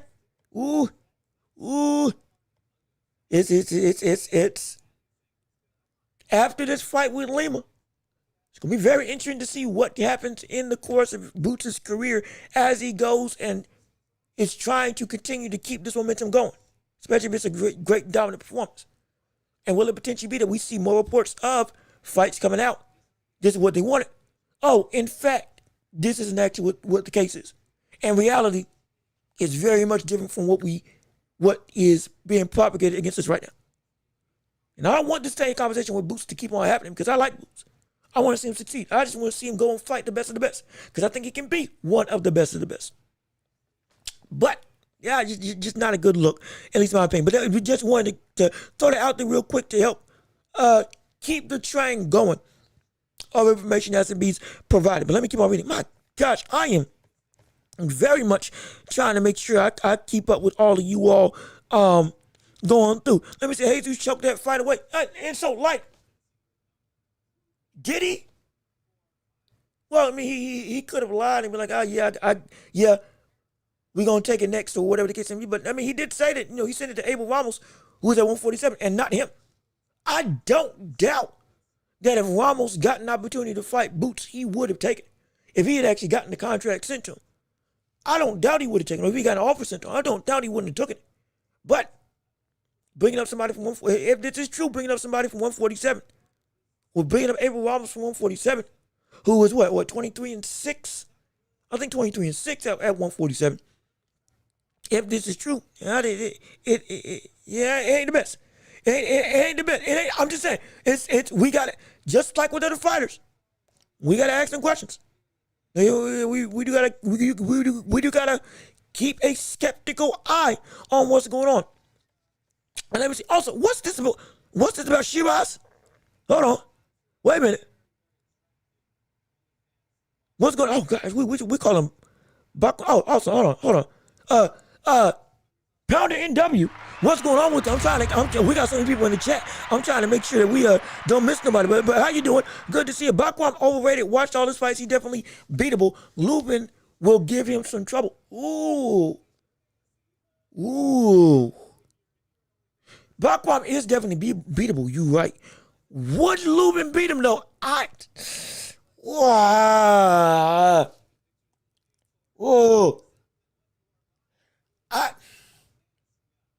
gotta think about that fight. I don't know if Lubin beats him. Though again, I'm high on Bakram. I really do love watching Bakram. However, he's nowhere close to a perfect fighter. Not at all. He definitely is beatable. But does Lubin beat him? I gotta think about that. I gotta think about if Lubin would actually beat him. And so also, who is questioning Canelo's resume? What's going on? What the world's going on? My goodness, I'm trying to figure out who's shoot. You know what? We'll bypass it for now. Let me see. Let me keep on reading, just so I can make sure I keep this stuff going through right now. Abel is welterweight with 8 losses. Ramos 154, only 1 loss.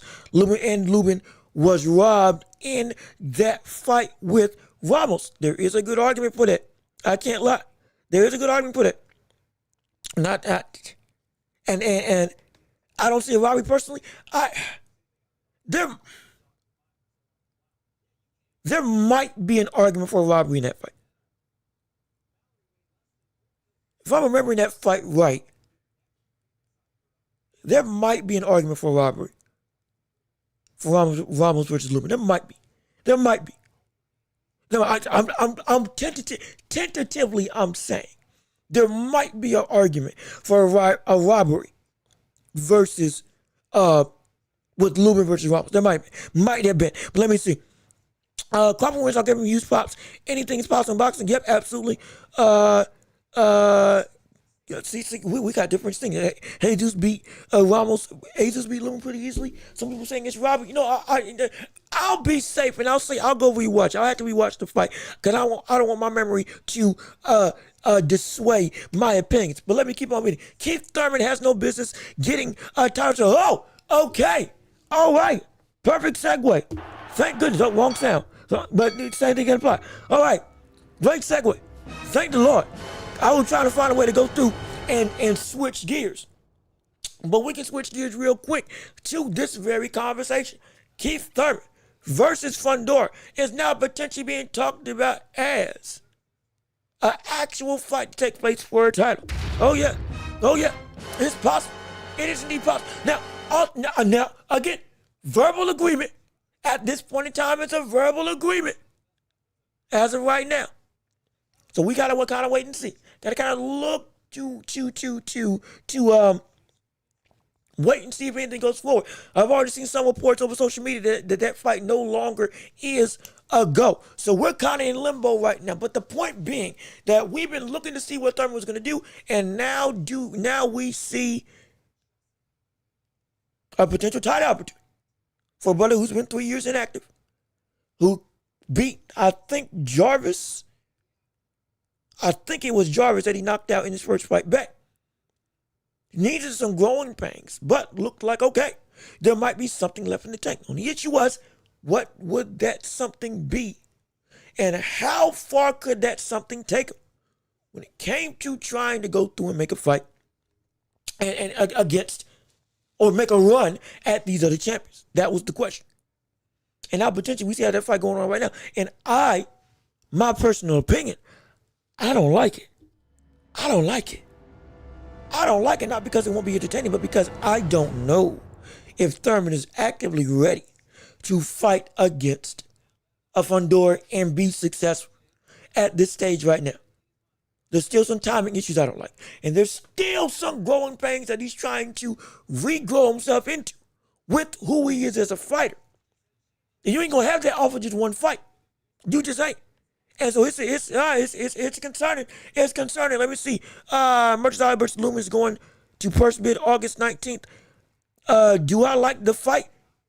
This fight, if we talk about this one, yes. Absolutely I do. Absolutely I do. Because I don't know who would win. I don't know who would win. I lean towards Murtazali. But I really had to take some time and think about how that fight would go. When it comes to the two. So I'm like, hey, make this fight happen. I ain't got no issue with that. If this does indeed go through, hopefully it gets agreed to, I'm down for it. Let's see it. But the Thurman fight specifically, I ain't down for that. I tell you what, I ain't down for that at all. No, sir. The Thurman fight, I ain't down for that. He don't need to be fighting him. Sebastian Fundora has gotten better as a fighter. Sebastian Fundora has improved, which is something I didn't think was gonna happen. I'll be fully frank. Now, I'm not saying he's a world beater. I'm not saying to keep that Fundora is all of a sudden is the next Dave Benavidez, or he is the insurmountable towering inferno that nobody in this division can be. I'm not saying that at all. But I acknowledge that this man, since the Tim Tszyu fight, he got better. It wasn't the cut this time that beat Tim Tszyu. It was Fundora that beat Tim Tszyu. It was. And he made him quit on the stool, which I still can't believe he quit. This Thurman, at this stage right now, were we not saying at the end of that fight with Jarvis that we were waiting on Thurman to do some more stuff because the timing issues and the rhythm and the fluidness of Thurman in the operating offense still is missing that it factor. It's missing that I don't know how to describe it. There's a certain thing about Thurman that when he was at his best, once he got going, it was just a flow. It was an angle-driven flow that was so destructive. He had pop and had footwork. He had combinations of plenty. One of the better combination punchers at that point in time at 147 when he was at his best. He was such a quality fighter. And it was his instinctual timing ability of knowing when to throw the shot. Okay, yeah, I got you, and I can keep on going with my combination because I know when and how to throw. When to throw and what punch to throw, excuse me. It was great. I loved watching him fight. But he's not that no more. And he had some issues that if it was a better fighter who wasn't Jarvis, he would have gotten caught. Get off balance. His feet weren't under him like they needed to be for the offense and just all around his boxing game plan to be what it needed to be. To really be like, okay, yeah, I'm back and I'm like I need to be for the championship road. Now, if this fight does happen, it's going to be a dangerous situation because it's still going to be a Thurman that's getting his feet back in rhythm, getting his timing down against somebody who now has just put it all together. That's a dangerous fight, man. That's a really dangerous fight. I don't know. I don't know about that one. Let's see what Thurman has left. Hey, brother. And we're going to see. And mind you, was I not the one that was saying stay away from the top of 154 right now? Y'all know me. I have been saying this. Stay away. I don't need to see Keith Thurman at this high level just coming back. Similar thing to what I said with Manny Pacquiao. I didn't think he should have fought Mario Barrios. I picked him because I wanted to see history be made, but I didn't really think he had the ability to get up to that level and beat him. I didn't. As many people. And this was his first fight back. Thurman had a tune-up. And I was still saying, nah, you don't need to do it. You're not yet. I'm still feeling that way right now. You need another fight. Take the boots route in this situation. Take 2 tune-ups before getting in the ring with the champion. You're what? You're 35. You still have your physical prime in front of you. Though again, you are on the older side. There's enough left that we know if you take time, you can bring it back out. But you gotta do it right. Now, I don't think this is the right thing. Give Keith a spits if he coming back now. This fight I wouldn't be mad at. I wouldn't be mad. This is a fight I wouldn't be mad at. I would not be mad at this fight. I wouldn't be mad at this at all. I would not be mad at this at all. No question about it. I like the fight. Keith gonna give everything he can to the Inferno. Gotta still pick Inferno for now though. I don't.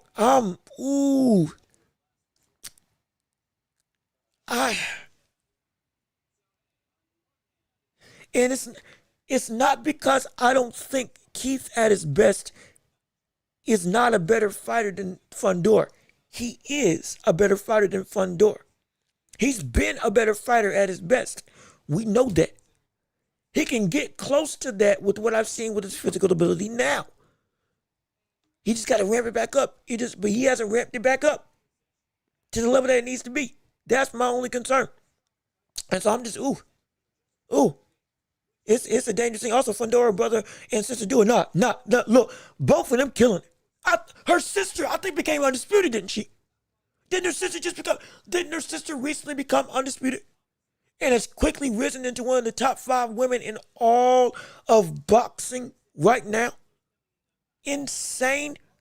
And she been putting people to sleep left, right, and center. Nah, they both dogs.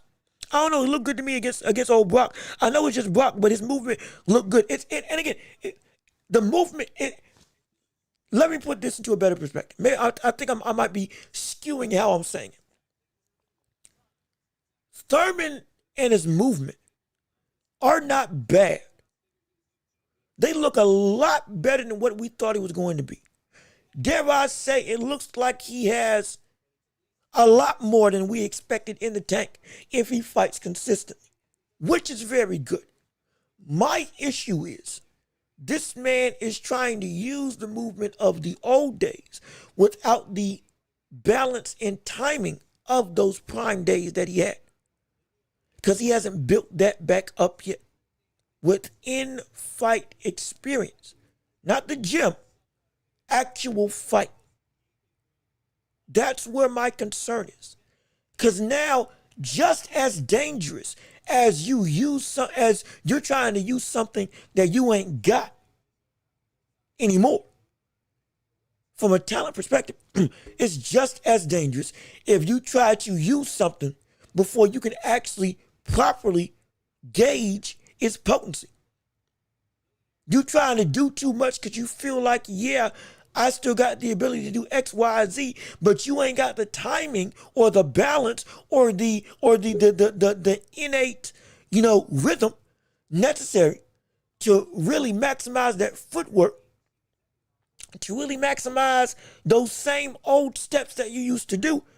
It can be just as detrimental that, oh wait, I thought my weight transfer was going to be the same. It ain't. When I step here and try to make this move, land this uppercut, all of a sudden I'm way off balance. I'm way off center than what I wanted to be.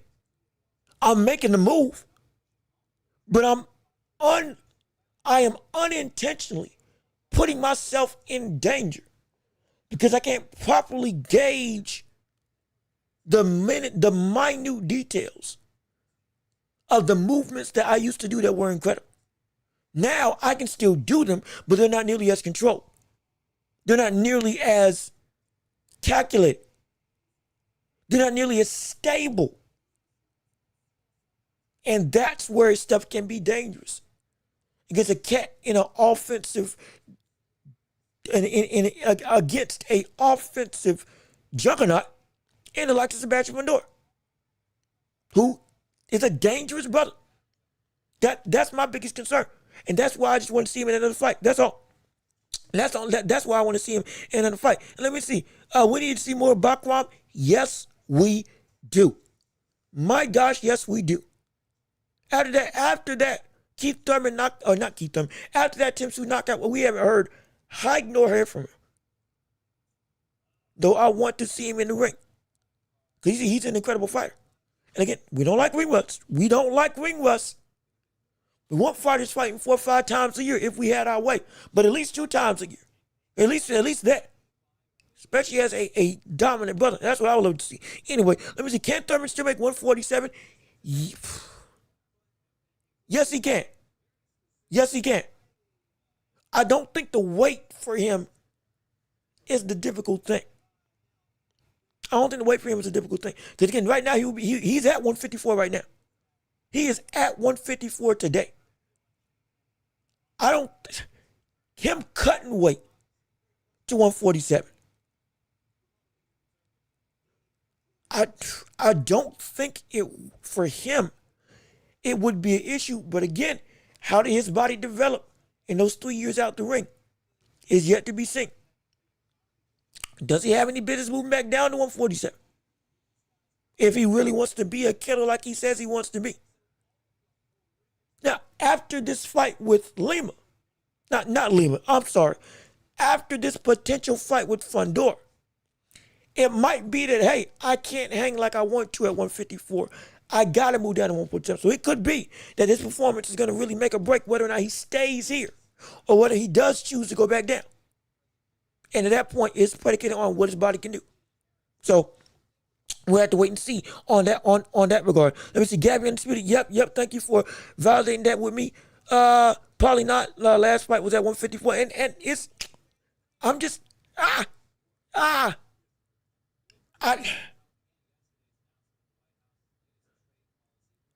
can't say for certain.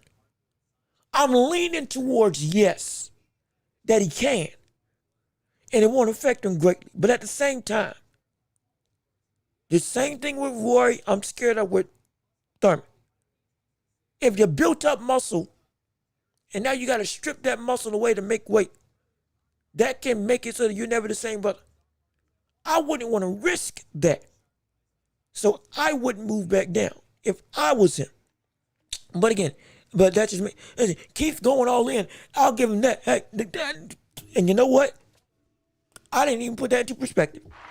I did not even put that into perspective. We got to give him that. We got to give him that. Regardless of what we want to say about whether or not this fight should or should not happen, we got to at least capitulate. Hey, brother, this cat is not taking it easy when trying to go and move, even if it's against the better judgment of my intuition. He's going out and trying to make the best and make up for lost time. He ain't wasting no time in trying to go and do work. He ain't wasting no time in saying, hey, if I'm going to be here, I'm going to be here. If I still think I'm a big star, guess what? Even if it means cutting to the front of the line, and how people may or may not feel that's right or not, he's making a move to attempt to try against a brother who has indeed gotten better and shown, okay, it's not a fluke that this cat is a reigning champion in Fundora. He's at least trying. If the Fundora fight don't get made, well, maybe he fights Bakram. Who knows? If one door opens, he might try to open every door possible. And we got to give him respect for it. We have to. We will never. That is the type of moving that's the type of mentality I would love to see from other boxers. I would love that. If it was everybody trying to, and the best I got is the best I'm going to give against the best who's out there. I'd love that. Again, I would want to do it smartly, but I love it. I love the mentality nonetheless. But let me keep on reading. I agree, though, it would be, hold on. I agree. It would have been nice if Keith could have gotten the Tszyu fight right after Australia. for some big money. Oh, yeah, that would have been a really good fight. Yep. Dang it. Yeah. Yeah, that would have been huge. That would have been you. I ain't lying. You ain't lying. That would have been a huge fight. Absolutely. I'm more surprised that fight isn't the fight Thurman is looking to get, because they've already jawed at each other. One's coming off a comeback. One's coming off of 2 losses. One or coming off of a loss, win-loss. Quitting on still getting knocked out in 2 losses. Both of them, it's going to be, hey, for Keith, if he beats Tim Tszyu, he belongs in this high-ranking elite division. And if Keith Thurman beats Tszyu, it shows that Tszyu is really out of the elites of the boxing world. From the standpoint of 154, he's still a good fighter, but the line of demarcation gets even thicker and even more pronounced against the likes of Tim Tszyu. And already we're saying, hey, it's best days might be behind him at this point in time. That might be the last big money fight that Tim Tszyu can get, potentially for a hot minute. If I was Tim Tszyu, I'm going after trying to make that fight. I am. If I was doing it, even now. But let me keep on reading what people have to say. Take that as a second comeback fight and then go after the belts. I still like the Fundora fight. Yep. So I do agree with this. Let me see. Slugger, what's good with you? How you doing? Good to see you. Thanks for tuning into the show. So glad you're with us on today. If you haven't already, please leave a like on the stream. Keep on commenting. Keep on subscribing if you haven't already. Join the empire. Hit the notification bell. And hey, keep on sharing the show. I want to hear what you got to say right here, right now. Thurman putting everything on red. Yes, he is, brother. You ain't lying about that. And it's going to be something serious if he actually hits and it works out. Oh, my gosh. Guess what that would mean? But if we can get it Pacquiao and Keith Thurman rematch. Oh, my goodness.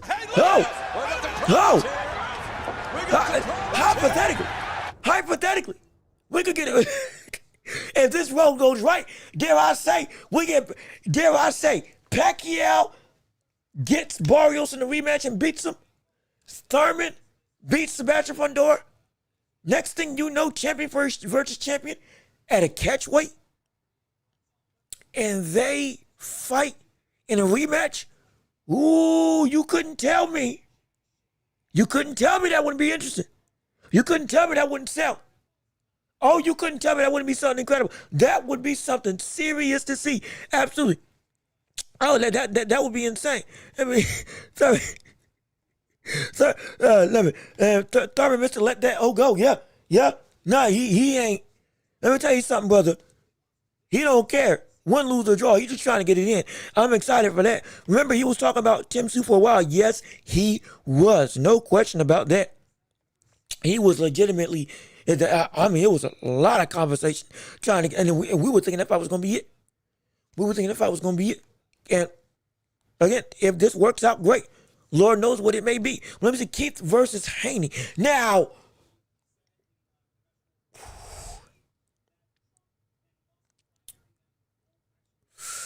ooh. Keith Thurman versus Devin Haney. Most likely at a catchweight. Unless Haney just straight up moved up to 154. That could happen.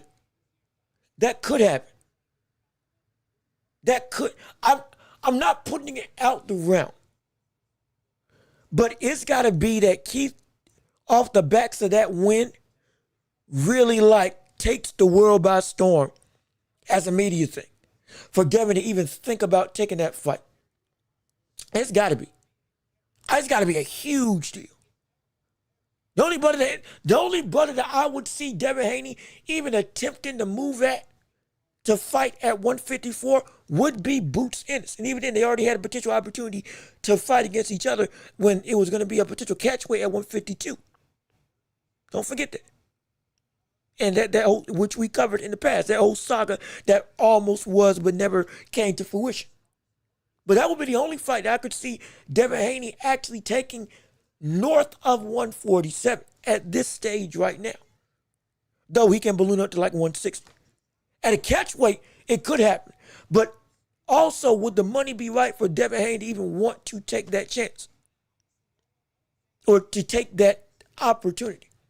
Because again, it's still a business. And I don't like putting business above everything in boxing. Because we care about the fights. But at the same time, it is an aspect that we have to take into account. Keith Thurman, at this point in time, is nowhere close to the big name that he was. 147, prime Keith Thurman against Devin Haney. Oh, yeah, that fight's happened. Oh, that fight's definitely happened. Money's right. The talking's right. Devin Haney, Bill Haney versus Keith Thurman, jawing back and forth against each other in Keith Thurman's prime. Oh, my gosh. Would have been ridiculous. Would have been ridiculous. Absolutely would have been ridiculous. And me personally, I would have picked Keith Thurman to win. Prime for prime at 147. Now, however, with again the layoff, the one fight back, the name still not, it has weight, but not nearly as much. It's not the same brother. So, would it be worth it, money-wise, to even take that opportunity? When again, you got Brian Norman, as well as Ryan Garcia, as well as Teofimo Lopez, all right in your vicinity. That's the question. Well, the build-up would be insane. Yeah, not in, but I'm telling you, that build-up could turn this into one of the bigger fights of the year. If that fight happened even today. It's just the name is just, the name's got to build back up to that heightened level. Fundora, if he beats him, that can be the thing that takes it over the top. Keith is back. The wily veteran is still reigning. And now anybody can get it. If that's the case, okay, now we got some implications. But most likely everything's going to happen after this fight with Fundora. That is going to be contingent on it. If this fight with Fundora even goes through in the first place. Because again, nothing's guaranteed at this point in time with those fights going on. It's just verbally been agreed upon. Keith Thurman, Fundora, verbally agreed that they'll fight. But everything is still up in the air at this point in time. I always wanted Keith versus Floyd. Ooh, that was an option, wasn't it? Oh, shoot, I forgot. You doggone right. Hey, look at this. We got some problems here. That was an option. We got some problems here. Wait a minute. Floyd fought Conor McGregor at like 154, 160. Pacquiao fought Keith Thurman at 147. Pacquiao was fighting Pacquiao fought Thurman in Thurman's prime while he was still champion. Pacquiao fought Thurman. Was it after Floyd or was it before Floyd? I can't remember. Because it was, the timeline went Broner, Floyd, Thurman, or somewhere in that order. Somewhere in that order. It went Broner, Thurman, Floyd, or Broner, Floyd, Thurman. One of those three, one of those two. And I think it was the former. Broner, Thurman, then Floyd Mayweather.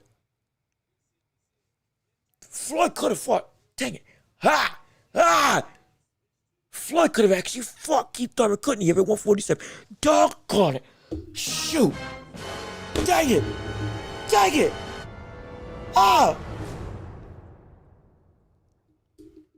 I'm just coming to that realization. Floyd could have fought Keith Thurman instead of Conor McGregor for that 50th fight. Floyd could have fought Errol Spence instead of Conor McGregor. Golly. Shoot, I just came to that realization. That would have been a banger. Oh my gosh, that would have been an absolute banger. I can imagine Keith losing against Inferno, but looking good. Then a year or two, Darren moves up to 154 and faces him if Keith is still on. is if Keith is still around. That is a window. That is a roadmap that can happen. All we know is right now, we want a fight. I don't think it should be Fundora. But if he does accomplish this goal or look good in doing it, excuse me, even if it's in a losing effort, it opens up a lot of doors for a lot of other big fights that we would love to see, absolutely. So hey, I'm down for it. I am absolutely all down for it. And real quick, I'm gonna go back up to the other chats because I think that's about everything for the main stuff that we can cover. And now we can go into, yeah, right at the 2-hour mark, I think we can directly go into the championship rounds as we end off this show. So, ladies and gentlemen, no, wrong thing. No, that ain't it. That's not what I was going to do. It's, hold on. There we go. Well, it's time to go into the championship rounds, ladies and gentlemen. Yes, sir. It's time to rock. It's time to party. It's time to make sure you're on it. Let's see what you got to say on whatever you want to talk about in the world of sports, boxing, football, basketball, video games, TV, movies, anime, whatever you want to talk about. We can discuss it right here on this show while you're getting your questions together on whatever topics you want to discuss. Maybe it's even things that we didn't get to touch on right here on today's episode. For the main section of the show, I wanted to revisit because I think we brought up the question and we never actually answered the question about whether or not this fight is the biggest fight in Canelo's career. Because we went again down the rabbit hole of talking about Canelo and Crawford, and then I delved into how can Canelo win, or how can Crawford win, Crawford versus Charlo. All of them. It went through a whole rabbit hole, which was great. But we never actually answered the question, which is the same, of is this the biggest fight in Canelo's career? And the answer is somewhat this is. Because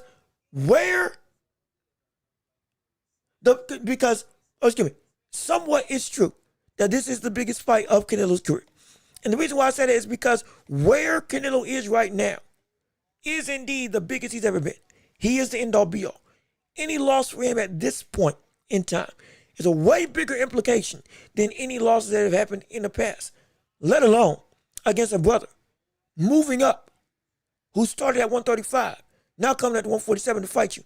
It can be problematic. It can get dangerous, no question about it. And it can be very much incredibly bad for this situation, for his career, and implications of if he lost this fight, as I've said before, the window to reach and usurp Julio Cesar Chavez, Salvador Sanchez, would most likely be closed for a lot of boxing fans, that he can't get past that threshold for a lot of people. It's big in that regard. And the ramifications of a loss are incredible. And this is two of some of the pound-for-pound best in the world, with both of them respectively, I think like 8 and 1 or 2, depending on how you rank Crawford and Canelo. And like this is it. The culmination of everything he's been would be put into this fight. It's on the biggest platform Canelo's ever been on, which is Netflix. The literal world, over 150 million people, and that's me being generous, are going to tune in to watch this fight on Netflix. There is a swath of population. This will be the first time they've ever seen Canelo. Don't forget that. There's going to be a portion of population, as crazy as it may sound, that this is going to be the first time that they will ever witness Canelo or Crawford. And Canelo propped up as the juggernaut. If he loses, and people's first outing of seeing him, oh my gosh, that's what they know him as. And for a lot of people, this is their Floyd and Pacquiao. For a vast majority of people, this is their Pacquiao versus Floyd Mayweather. This is their Tyson and Evander Holyfield. Also, Aaron, what's going on with you? How you doing? Good to see you. Thank you for tuning in to the show. You were here earlier, and I did not say hi. How you doing? I appreciate you tuning in. But but going back to the question, This is their Evander Holyfield Tyson Fury. This is their excuse me, Evander Holyfield Mike Tyson. My apologies. This is their Evander Holyfield Mike Tyson fight. This is everybody's biggest box office appeal. Two of the greatest we've seen. Huh? Pernell Whitaker versus Julio Cesar Chavez. This, for some people, this is their equivalent. Though, pound rank is a little bit different, but still. That level of grandeur on a stage this big is going to be, at this point in time, the biggest fight in their career. But this also is not the biggest fight in Canelo's career. Let's be clear about that. Be clear. The biggest fight in Canelo's career is still David Benavidez. Don't forget that. Don't let the people fool you. The biggest fight in Canelo's career is going to be David Benavidez when that fight happens. Because that's the fight that would be the one fight that every great has taken in their career, which is you got one op that you need to go through to stamp what you are. Holyfield and Tyson, it was them. Joe Louis, Rocky Marciano. Though, again, Louis was older. It was that. Wilder, Fury. It was that. We've seen countless times fights that define a career. Crawford versus Spence. That was the fight. Hagler versus Hearns. Leonard versus Hagler. Leonard versus Duran. Fights where, regardless of what you do throughout the rest of your career, there's one or two people that you have to fight to make your foundation truly complete for what you are as a legacy fighter. Those fights take precedent over everything. Even Floyd and Pacquiao, though it happened late, it had to happen. Even Floyd and Pacquiao, though it happened late, it had to happen. It wasn't when we wanted it. No, it should have been 5 years earlier. And I still stand by Pacquiao would have, I think he would have been able to beat him if it was a prime Pacquiao versus a prime versus that version Floyd. Because Floyd had been around the block for a minute, but still, he was still in his prime. Pacquiao closest to that prime, well, I think it would have been able to beat him. Whole nother conversation, but still, that fight had to happen for both of their legacies. If they retired without fighting them, they would have been incomplete. And Floyd has had major fights with major other people. He's had major fights with Shane Mosley, Ricky Hatton, a swath of names, Diego Corrales. We can go down the list. But that fight is the fight, as underwhelming as it was. That was the fight that everybody understood. This is a moment in time because of what this fight truly is. This fight with Canelo and Crawford is a huge deal. No question about it. It is at this up until this point. It's the biggest fight and the riskiest fight for Canelo from the standpoint of if he loses, it's going to be massive. And the opportunity for arguably one of the biggest upsets in boxing history can take place right here. And a loss for Canelo would be a foundational shift in the pound-for-pound rankings for Terence Crawford, where he would eke or push into top 10 for many people. For a lot of people, Crawford's going to be top 3. If Crawford accomplishes this. The ramifications are huge. But this is not the fight. It's not the fight. It's not the fight. The fight for Crawford was Spence. The fight for Crawford was Spence. It wasn't Canelo. The fight that made Crawford was Spence. The fight that helped to make Ali with Joe Frazier. He had to fight him. Or Foreman. Shoot, both. Let's be real. Both. You can pick your poison which one. But it fit the criteria of, yo, this is an X Factor fight. This is a moment fight. This is a legacy fight that has weight differently than everything else. That type of fight is the fight with David Benavidez. Do not let this fight fool you into thinking that this is the biggest thing that Canelo can do in his career. It's not. Be clear, it's not. No way. The Benavidez, the Mexican monster, who has been your biggest, number one dangerous threat. If you want to go with, again, anime, we love anime. Or at least I love anime. Maybe not you. One Piece. We'll go back to that. You got, or even better. Oh, I'm sorry, I almost hit the mic. Even better. My apologies. Ali Foreman, yeah, like that. Like y'all see what I'm saying? Like De La Hoya, Mosley, Pacquiao, and again Floyd. Pacquiao Juan Manuel Marquez. Pacquiao, De La Hoya, even you can even go that far. With, hey brother, if Pacquiao for the sense of fights that define what you are on a grander scale than just, oh, you beat somebody great, which is the case. There are few people in everybody's career that there is one opponent that is the opponent for you. Some people have multiple in their career because they fight everybody. But there's at minimum one for everybody. This is that one for Canelo.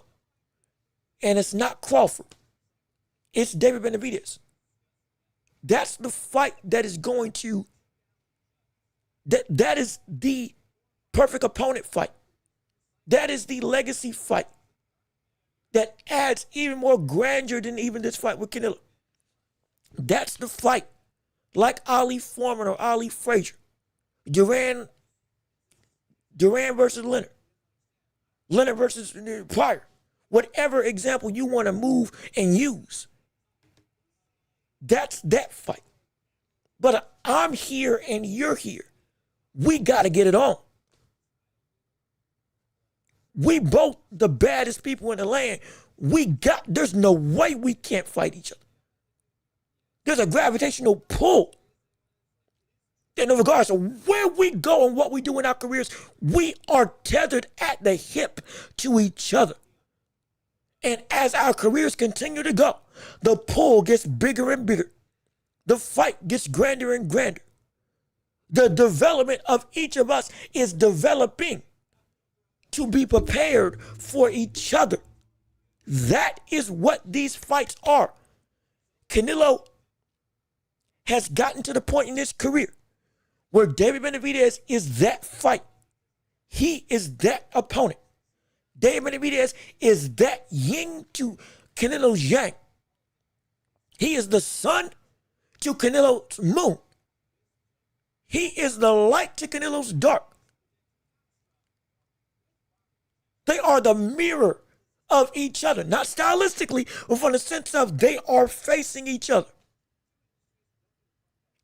When they fight, everything drowns out.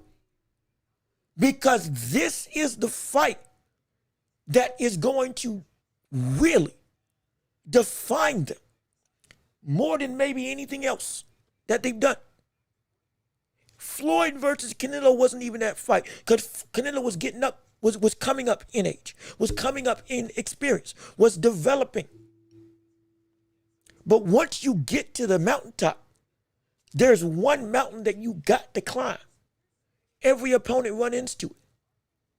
Every opponent runs into that one opportune guy that, like, it's no words need to be spoken. It's just understood. You gotta fight him. For Tank, it's Shakur Stevenson. Right now, for Tank, it's Shakur Stevenson. That's the fight. It's more than a dream. You need this. It's more than a dream. It's a necessity. It's more than a dream.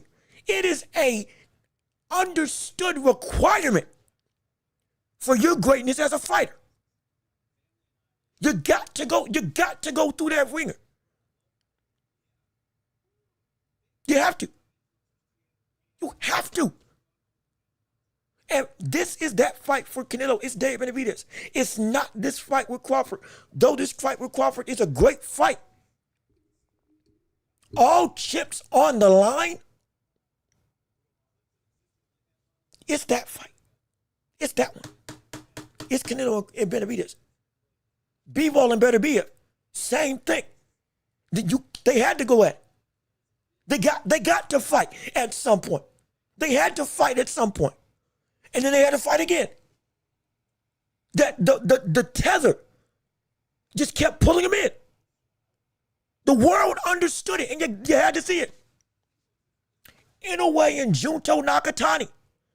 That same tether, that same greatness that pulls each other into a colliding supernova of a clash of stars, that is what the world understands. Even when you don't know what you're watching, you know there's something different. You've seen big fights, but there's a weight, there's a pressure, there's a fervor beyond just the spectacle. Some people say that this is that fight with Canelo and Crawford. And again, for the potential of what can be is definitely there. But the understood playing field of I see you, you see me, and the fans want to see y'all go one-on-one against each other. Crawford and Canelo was never that. It was a dream fight that would be impossible but incredible to happen. Canelo and Crawford at 168. Oh, do you think you can do it? It was like that, a pipe dream. Credit to your grandeur and legacy as a champion, absolutely. But nobody actually thought, oh, yeah, this can actually happen. That wasn't the defining. This is a defining fight for Canelo, but it's not the defining fight for Canelo. Spence had his moment, or Crawford had his moment with Spence. That was the fight. That was the foundation that capped everything that he's done. For Canelo, with how great his career has been, that foundation comes with David Benavidez. That foundation comes with that fight. That fight happens, but you think the world stops with Crawford and Canelo. I dare you to let that fight with Canelo and Benavidez happen. Let that fight get announced next. Let it be. Let it be. That Benavidez steps in the ring if Canelo beats Crawford and stares down Canelo. And Turkey and them agree in front of the world that if Benavidez beats Anthony Yard, Canelo and Benavidez are fighting each other for the title. 168 or 175, whichever one. I assume 175. They fight. All of a sudden, stop the presses. Stop the action.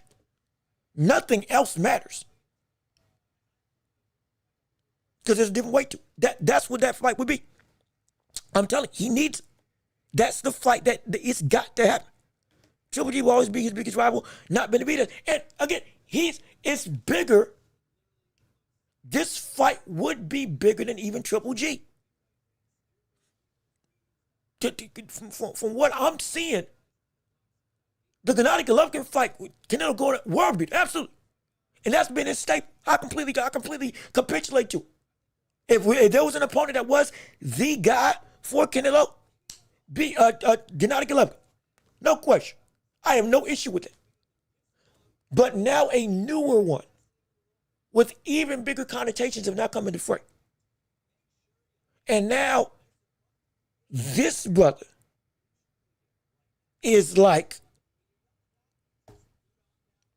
Just like with Leonard having multiple people that were foundational fights for him, just like Ali having multiple people, foundational fights for him. This fight with Benavidez, foundational fight for him. And it's something that it can't be aborted. You can have multiple. You absolutely can have multiple. But you gotta go through, you still gotta go through them. Even if you can't go through everybody, at least go through as much as you can. That's what we're saying. And so yeah. And again, I apologize. I completely overlooked Canelo versus Triple G. You're right. That was one of the fights that were foundational for Canelo. Y'all are absolutely right on that. I apologize for letting that slip my mind. I do. That doesn't change, however, that this is still a necessary need. That, again, you can have multiple foundational fights that are just unavoidable. And if you don't fight them, you hurt your legacy. This fits that bill as well. And since you did it with Golovkin, who, excuse me, and since, my apologies, and since you did it with Golovkin 3 times, we expect you to do that with the next it guy. That's the biggest challenge to you in David Benavidez. Now, you did it once and you set the precedent. Now, an even bigger and dangerous threat is coming your way. And it's right there for you. And we want to see you do it. Want to see you go at it. You need it. You need that fight. Just like you needed Gennady Golovkin. This fight with Canelo, as much as we love this fight happening, and we were talking about this almost a year ago, Canelo doesn't need this fight. This isn't a need for Canelo to take place. It's a great additive, no question. It's a great fight to happen, absolutely. It's a phenomenal fight for Crawford, no question about it. But it didn't need to happen. If we never got that fight, nobody would be saying anything because it wasn't a necessity, but it was a beautiful additive that we're getting nonetheless. Striving to be great against an all-time great, no issue. We're not diminishing the grandeur, but we're saying it wasn't needed grandeur. There's a difference though when you need something. There's a reason why Canelo's gotten so much flack for never fighting David Benavidez, because Benavidez fits that bill of a legacy opponent that helps curate what you're going to be looked at for all time. Without him, your resume, as grand as it is, still is incomplete. It's going to feel like a what if was there that should never have been talked about in the first place. A what if of a fight that should have been a foregone conclusion. We knew it was happening. It's just a matter of time. We don't want that for his career. We don't want that at all. And y'all are putting up some good examples already. AJ and Wilder. That was a fight that should have happened, that needed to happen, yet it never happened. And there's a portion that's part of the reason why this heavyweight division feels the way that it does, because there's a lot of unanswered questions. Usyk and Fury, Usyk and Fury had to fight each other. As much as Fury didn't want it to happen. My apologies. Usyk and Fury had to fight each other. To the chagrin of Fury, but it had to happen. It had to. You can't, certain things, you just can't let them go by the wayside for your career. It's too important. It's a great day. My gosh, hold on. Wait a minute. I'm sorry. I don't mean to have my throat be scratched. I do apologize for that.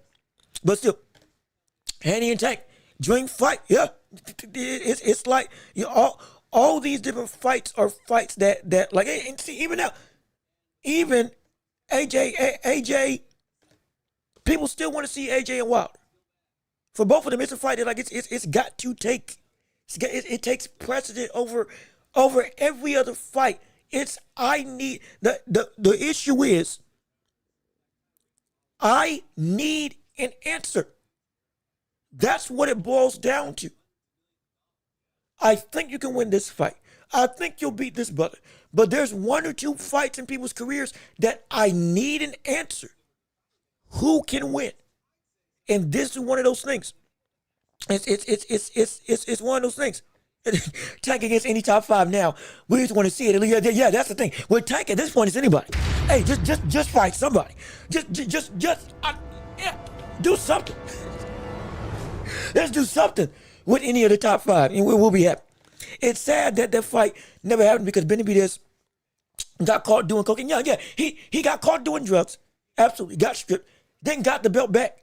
Then was mandatory after getting the belt back for 3 years, but never got an actual opportunity by WBC. Now, by the time they actually gave him the opportunity, he had already made up his mind. I'm moving up to 175. I can't necessarily make 168 comfortably. Then goes on to beat Gavasdi, then beats Morrell. Now goes on and fight Anthony Yard. If he carves out his way and beats Yard and then beats Beterbiev or Bivol, most likely Beterbiev has a fight coming up sooner rather than later, off the backs of him now being a full-blown champion. Because Bivol did not take the fight with David Benavidez when Benavidez was actually made the WBA mandatory. Now, that would be for a title. And if he does that, after this fight with Canelo, brother, there ain't many places that Canelo can go to. What else would there be for Canelo to do? If he beats Crawford, what else would there be for Canelo to fight for? What else would there be? I do want to know, what else would there be for Canelo to fight for? Who else would be out there? At 168, it would be nobody. At 175, you lost to Bivol, and we all feel you can't beat him. I've been saying you'll get killed by Archie Beterbiev, but they've been the Benavidez. We've been waiting. We just want to see it. Absolutely, we just want to see it. We just want to see it, and so we need it. No question about it. Let me see. Not gonna lie, I thought Bud versus Canelo was it. See. We thought it was crazy. We thought that fight didn't even need to happen. And now that it is, we're happy that the fight's taking place. It's just not a necessity of a fight that needed to happen. That was the only thing. This fight with Benavidez, this is the necessity. This is the obstacle that if he jumps over that, then now we're getting into the conversation of, is he the greatest Mexican we've ever seen? Is he better than Salvador Sanchez? Is he better than Julio Cesar Chavez? If he does those great things against the necessary opponents that make or break this defining question, how great are you? Then we get those answers, absolutely. And so let me see. Kingdom Box reminds me of when Goku and Vegeta first fought. Yeah, see? Like, see, you get it. It's just like that. It is just like that. Goku and Vegeta. Goku and Jiren. Honestly, anybody facing off against Goku. And we want to go that route. It's certain fights that amongst the story of the sport, they have to happen. You gotta see it. You can't not let it go. Luffy versus, and again, I haven't gotten this far. Luffy versus Kaido. If we sticking with anime. Luffy versus Don Flamingo. Like stuff like that. I needed to see it. I needed to see what was going to be the outcome. Even Whitebeard, again, if we sticking with One Piece, Whitebeard and Gold D. Roger, brother, they went to war in their prime way back in the day. They had to fight each other at some point. They had to. They had to go through. And again, please, I ain't trying to spoil nothing. And if you've seen stuff, don't spoil nothing. Because there's parts of the anime I ain't seen yet. So I'm still working my way through.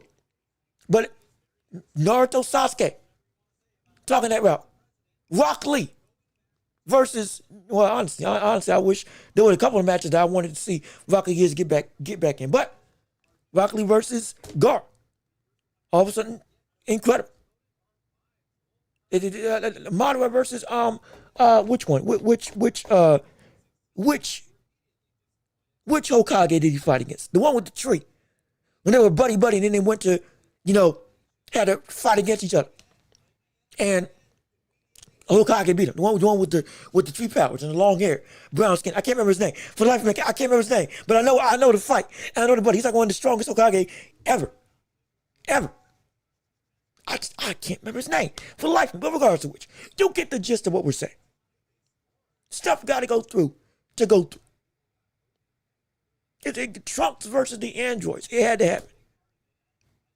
Frieza versus Goku. It had to happen. Doggone Vegeta versus Goku. Majin Vegeta. But it had to happen.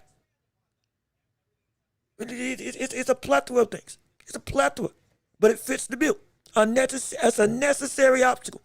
After all these years, I can't imagine Canelo finally agreeing to fight Benny. Besides that, Benny can't go back down to 168, and Canelo isn't going up to 175 for him. Can't see it happening. And again, but I really think the money's going to be there. Canelo and Triple G was like two equal missiles colliding against each other, but not being able to destroy each other. Yeah, it was an insane situation. Also, LR Vlogs, how you doing? Good to see you. Appreciate you tuning in to the show. Canelo by KO. So you got Canelo knocking out Crawford. And again, I guarantee you, every show leading up to this fight, we're somehow probably going to still get to Canelo versus Crawford, because it's on everybody's mind. It's the opinions are abroad. And one last thing. Let me keep on reading the comics, and I'll make one last comment of my own before we keep on switching gears and going into more of what you all got to say. Canelo doesn't need Benavidez at all. It would be a good fight though. See, I disagree.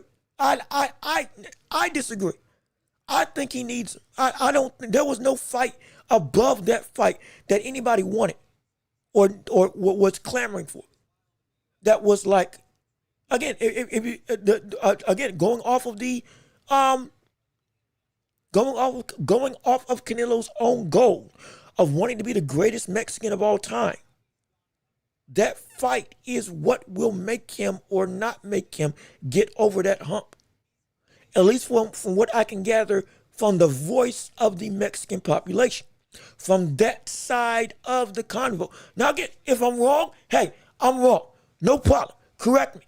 Based on what I've been able to understand and delve into on the Hispanic population and who they garner as the greatest for them, and what Canelo is trying to reach in the zenith to make the top of that list. If Benavidez is not the guy that he fights, from my understanding, Canelo can't get there. He can't. Unless he does fight him. If he does do that, now the window opens up. You can make that claim. You can stake it. Because you've already gotten one of the best careers we've ever seen. No question. And it's laden with greatness, so I'm not denying that. There's still just a threshold. There's a ceiling. There's a door that can only be opened if Benavidez is used as the key. If you don't use this key, what you want can't happen for how your legacy wants to be seen. Going off of what Canelo has said. That's why I think it's not that his resume is not set in stone, or his greatness is going to be diminished or taken away from, but it won't be where it can be. It's going to be left with a hole that people will not let him forget, and that will hold him back from getting up to the level that we see him as. It's just the truth. It would not allow for him to get to where he wants to be seen in his legacy if he does not take that fight. But what he is as a great fighter can't be questioned. Like I've already said before, his legacy can't be changed. You can't erase what he's done. And what he's done has already been great. But if you do this thing on top of it, it adds a new dimension. For Canelo to get where he wants to go in his legacy, he needs Benavidez. Without Benavidez, that dimension of greatness that he's looking for can't be accessed. It can't. It just can't. Even with a win over Terrence Crawford, which, mind you, will still be a great win. Do not let the public fool you. This will be a great win if Canelo beats Crawford. Just like Bob Foster was a great win when Ali knocked him out. Great win. Just like George Foreman beating and knocking out Muhammad Qawi, the late great Muhammad Qawi, who sadly just passed away. All due respect to him, and rest in peace to a legend, a phenomenal light heavyweight, and always a great heavyweight contender. It still is a great win for him. But it's not the same. The weight or the unlocking of what those wins are not all conducive to the same level of greatness. Because some things are indeed better than others. And you can do a lot of great stuff, absolutely. But like I said, there's some stuff that's just not negotiable. There's some things that are just not negotiable for what a fighter needs to do in their career. This is one of them. For Tank, at this point, it's any of the top 5. But at minimum, right now, it's Shakur. That's not negotiable. Regardless of what you do, it's not negotiable. Without that, now there's a problem. There just is a problem. Based on what's laden with the standard of greatness of what we've seen in the past to get to a threshold that you want. It takes work to get work. It takes work to get paid. That's what I'm looking for. That's what I was looking for. It takes work to get paid. And all work ain't gonna pay the same. But we're not devaluing all work. But if you want a certain level of something, you gotta do a certain level of work. And this is that type of, at least for me, this is that type of situation. Canelo 171 versus Benavidez. I mean, he could make the weight. A catch weight at 170. I had no problem with that. I would have no problem with that. Canelo puts his belt on the line. Shoot, you can do double unification. Canelo puts his belt and Benavidez puts his belt on the line. When it becomes the light heavyweight and super middleweight champion. Put everything on the line at that point. Make it happen. I ain't got no problem with that. At a catchweight. No issue. No issue. And so, and Canelo doesn't need Benavidez. Benavidez needs Canelo. And so, no, Canelo doesn't need Benavidez. But yes, Benavidez does also need Canelo. You're not wrong about it. But also, context also helps us to dictate who this will hurt more if this fight doesn't happen, because one is actively been trying to make the fight. That's also another thing. It's different when one is trying to make the fight and the other ain't. That's what's been going on right now. We can't say that Benavidez hasn't been trying to make the fight. We ain't been doing the work to call him out. Nor has he garnered his own legacy to be great enough in Canelo's eye to be like, okay, yeah, you're worth fighting. Though he already is great enough. I don't think that's the thing. Yes, Benavidez doesn't need him. But it's not Benavidez's fault for the situation that this fighting happened. It ain't. It's Canelo. It indeed is Canelo. And the Benavidez was WBC mandatory over 2 years and never activated. And again, we covered this. The belt commission, WBC, has to activate stuff. When he was champ against, I think, Lemieux, Boo Boo Andre, Caleb Plant, all those fights could have easily been the WBC activates mandatory and makes it so that boom, Benavidez, you got just like with Usyk and Joseph Parker right now, who are in the midst of their 30-day negotiation, which no negotiation has came to a concrete thing for them. But they made the mandatory activated. They activated it. The fighters cannot activate a mandatory. They can win the belt, but they can't make the mandatory take into effect. Those are in position. It's the belt commission. IBF let Spence hold on to the belt without defending against any mandatory for years in lieu of Terrence Crawford. But after Crawford won it, immediately what happened? They activated the mandatory with the already understood notion that Crawford and Spence were supposed to have a rematch with each other. Activated so that if you don't fight our mandatory, you get stripped. But they didn't do that for Spence. They didn't. All of a sudden, Usyk wins the undisputed title against Tyson Fury, and immediately the IBF activates the mandatory, understanding there's a rematch. And Usyk got to relinquish the belt because he was going to take the rematch with Tyson Fury that was already agreed to.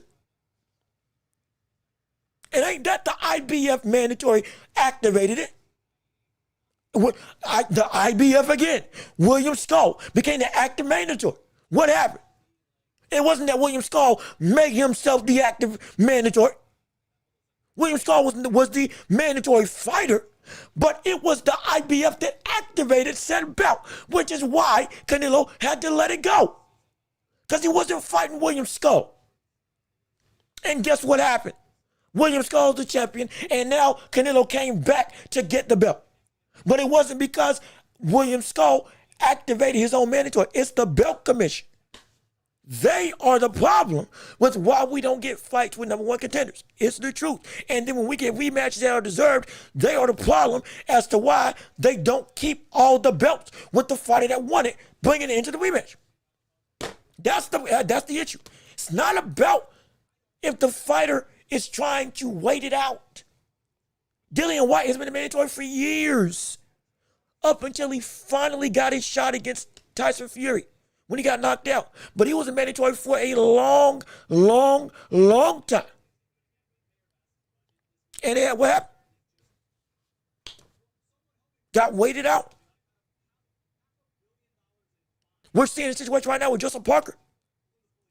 If this fight negotiation doesn't take place with Joseph Parker, now I don't know if it's that. I don't know if it is that Usyk. Well, actually, no, excuse me. Usyk. My apologies. I almost forgot. In light of the situation with Usyk and that mandatory, to help again give further context, Usyk is injured. If I got my news correctly, let me pull it up right here. Give me 1 second. Hold on. Let me pull it up to add proper context. But Usyk, here we go. Right here. Usyk at this point in time is injured and had to requested a extension on their negotiations, which is why it's almost the end of August and they haven't gotten anything yet, is because Usyk's been hurt. Okay, context there. But even still, he is required by the WBO to go and make a mandatory fight.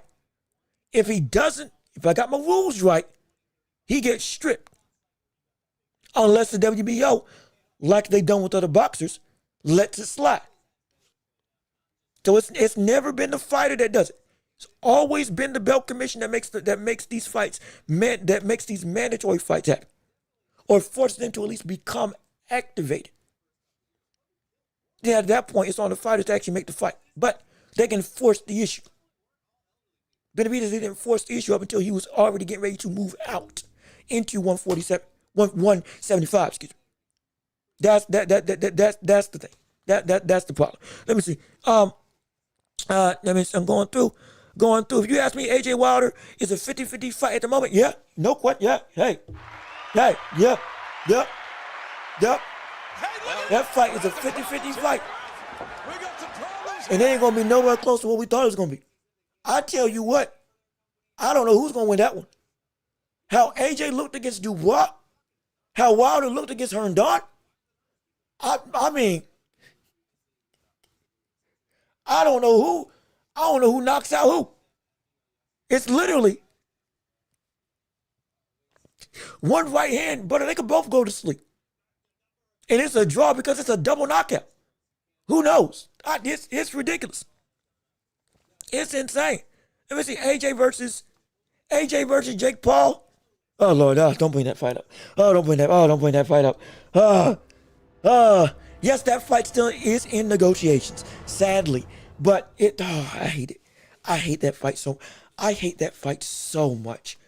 I hate that fight so much. Oh, you don't understand. You don't understand. It's a shame, man. Benavidez's resume is really poor. Now, see, I don't believe that. Yes, compared to Canelo, Benavidez's resume is not nearly as great. Yeah, his resume is not bummy. It's not bummy at all. Again, he knocked out David Lemieux, who was a knockout artist in 2 rounds. He then beat Boo Boo Andre, who was a widely avoided veteran. Genuinely was. And knocked him out. Then he goes and beats up Caleb Plant for 12 rounds. Then he goes and beats Gvozdyk, David Morrell, who was another elite contender at 168, wipes him out for 12. Now going up against Anthony Yarde. I don't know what exactly is lacking in a resume like that. I don't. Did he also beat? No, he didn't beat Lubin. But it's a pretty good resume. It's a pretty good resume. It's not as filled as other people, understandable. But once he got going and like, okay, yeah, I'm a top dog, like he won the belt, lost the belt, became interim with the belt, and then started breezing through. Like we haven't talked against him because he's been doing the necessary work of fighting the best available, if not the best outright. Now challenging himself at 175, you can't say that he ain't doing nothing right. You can't say that none of these tests aren't big. You can't say that none of those wins are quality of his last 5 fights. You can't say that he ain't had quality. You can't. It's the literal opposite of what we've been saying with Tyson and Canelo with their careers. Last 5 fights of Benavidez have been all work, good work, great work, dangerous work. And he's come out the other side winning. And so I don't agree with that. I don't. For me, I don't agree with that. But see, Canelo kind of gains nothing unless Benavidez got a belt. But see, here's the thing: the belt ain't everything. The belt is not everything. Though the belt is the main thing, it's not everything. A big fight, even without a belt, is a big fight. A needed fight without a belt is still a needed fight. Now, because they're at the top, yes, they both would still be champions. But I tell you what, right now, if Shakur Stevenson and Floyd Schofield fought against each other without a belt, you wouldn't say that wasn't a big fight. When Williams Zepeda and Shakur Stevenson fought against each other, we weren't saying, oh, that's just ho hum. And if that didn't have a belt, we would not be saying, oh, it means nothing. The fight is what matters. The belt is the signifier for greatness, no question, and it is necessary. But it doesn't usurp the fight itself. Be clear. So we've had one of the biggest complaints is that there's too many champions and that the belts mean nothing. Haven't we had that conversation on this show? The belts mean nothing because there's too many of them. There's so much going around. Everybody's a champion. What win really matters? That's been the issue. Now, we're getting into the nitty gritty of it's always been the fight is the biggest thing that makes it great. The belt is a necessary thing, but it's not the end all be all. Because if this same fight happened without a belt, guess what? We still saying this is the biggest thing we got. It would be. Because the fight makes the whole thing. The fight is what matters the most, more than anything else, or at least as much as the title. Because too many times we've seen people gain titles, but nobody took them seriously because they meant nothing. Because you beat a bum. Email championship. No real test. We've heard that so many times before, even on this channel.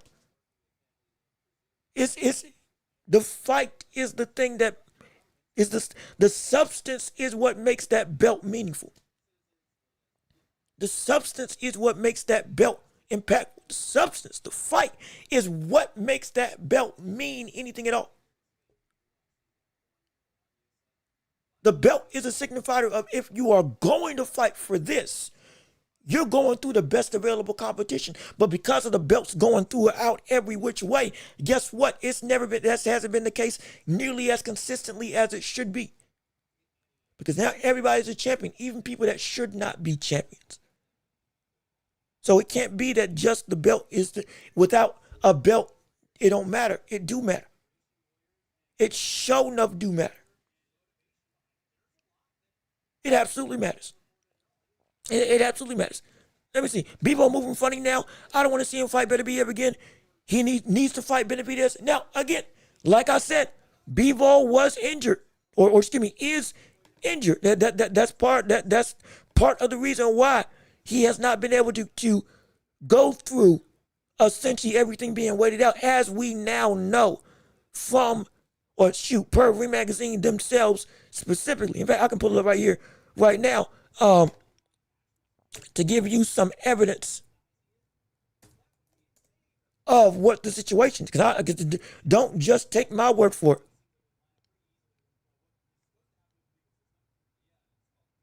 it. Well, per right here. Yep, I'll bring it up right here. We just got an update on that whole thing. Per the WBO, following WBO issues medical clarification or medical certification to Bebo following recent back surgery that Bebo has had. I think it was like a disc or something going on that was like affecting him for like a hot minute.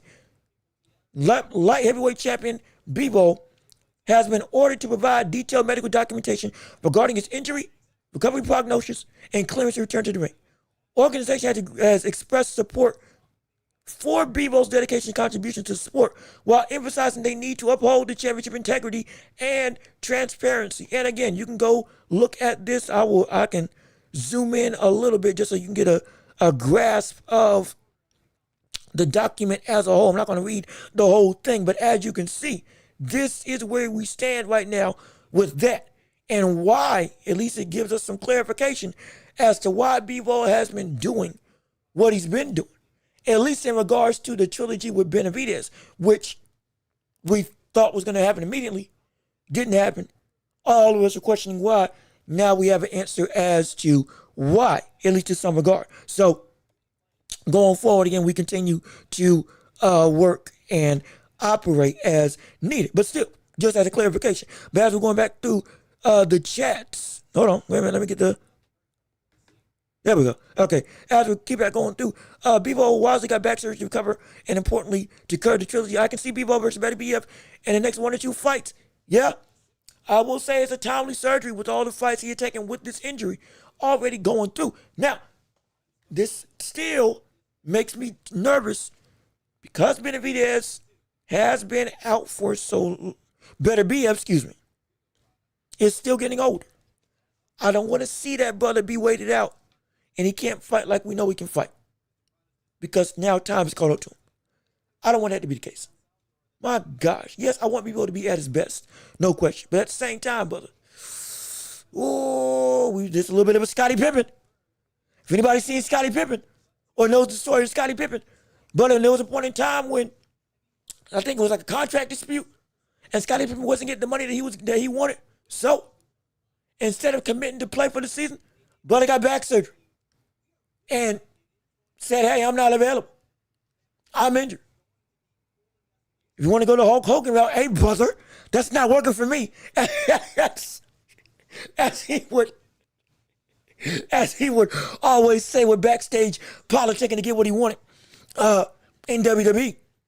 He'd be like, yeah, brother, that ain't working for me, brother. We're going to have to do it in the ring. I'm getting surgery, yeah. He might go that route. This is looking kind of like that. I can't lie.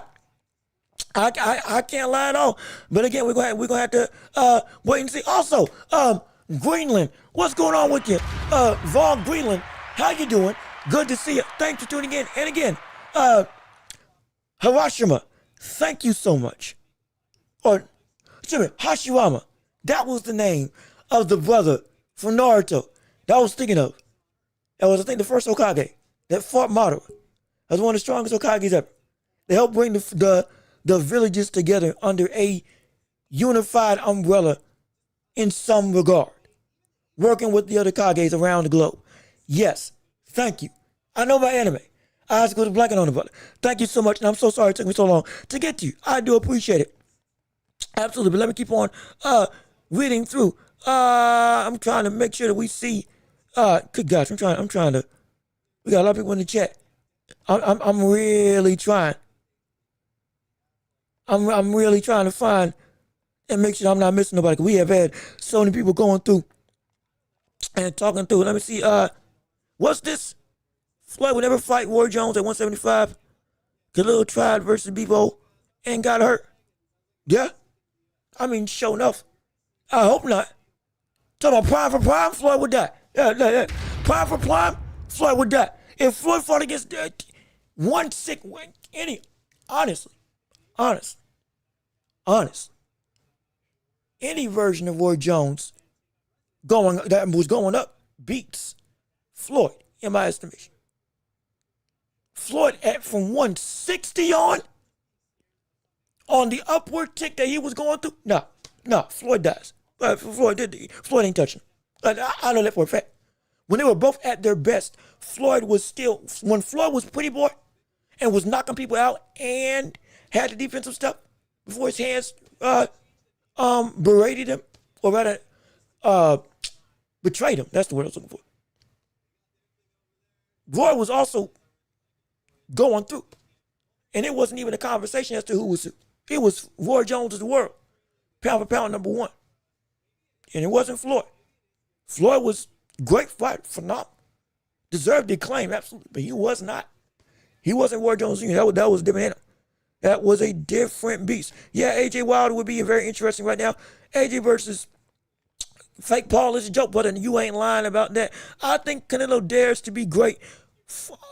Floyd didn't take big risk, but Canelo took his big risk. Yeah. I'll say this, and I'm not trying to diminish the greatness of Floyd Mayweather. No. 20 odd plus champions beaten, undefeated, has fought again a litany of Hall of Famers. We're not denying that. But I put up a clip in the past about what Roy Jones said about Floyd, which does indeed ring true.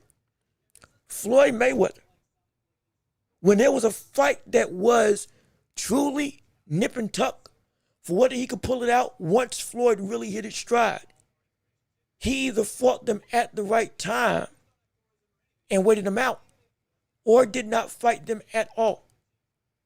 Winky Wright was another brother who Floyd never got in the ring with. A lot of people didn't want to fight Winky Wright. Winky Wright would have given Floyd a lot of, I'm not saying he would have lost him, but it would have given Floyd a lot of work. And even if you think Floyd still would have beaten everybody else at their prime, or the names that he did not fight he would have beaten, that's no problem. The issue is there were points in times when Floyd didn't even take that risk. That's the issue. It's not about how great you are. The risk, what you attempt to do. Do you at least take the opportunity to prove that you're better against the buddy? Did you even try against the people that we're saying can be dangerous to you? That's all we're saying. We're not trying to say you would lose to them. This is the issue that we have with Tank right now. We're not saying that Tank is going to lose to everybody. What we're saying is, Tank, the fact that you're not even trying to fight the best of the best is what we have an issue with. The fact that Canelo is objectively trying to avoid Benavidez and using all these excuses as to why he should not fight him, which to a lot of degree is contradictory, then that's a problem. That's an issue. Because you're not even trying to take that test. You don't even attempt to go at it. That's our problem. That's the struggle. We don't want to hate on you. And we don't want to say that you'll lose because of whatever the case may be. We just want you to go through the ringer. And if you don't, you ain't. If you don't do it, guess what? You ain't doing it. I don't know what else we can say. If you don't do it, you don't do it. And if it's not external circumstances stopping that from happening, because again, the business of boxing is sketchy. We understand that. Promoters will finagle their way out of scary situations, guide their fighter away from stuff. We know corruption and deceit is aplenty all with this sport. I'm never denying it. But in situations where, yes, it is a thing that should happen, and still it does not happen, of the fighter's own volition,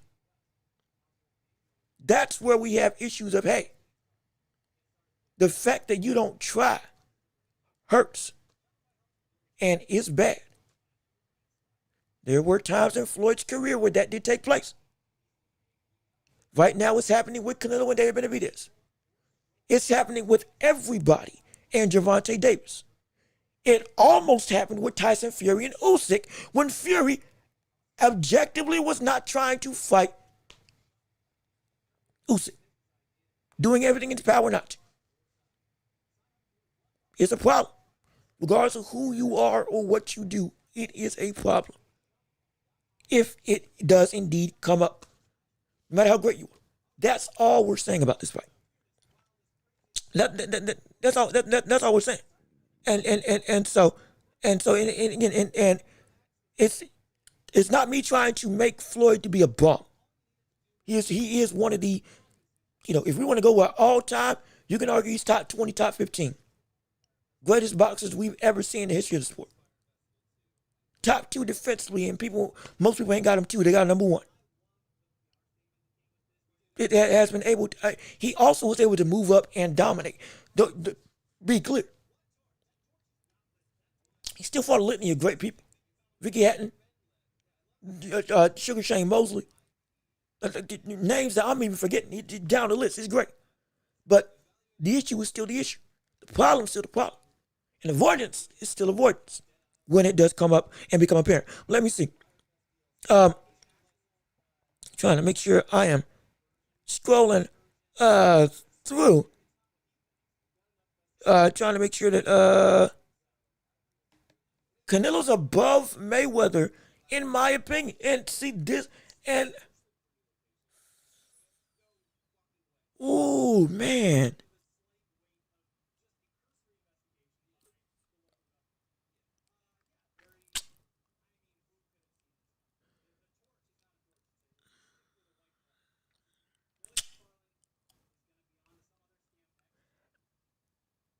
Respectfully, I disagree. I don't think that Canelo is greater or better than Floyd. But his career is still incredible nonetheless. And he is also one of the greatest we've ever seen. Absolutely.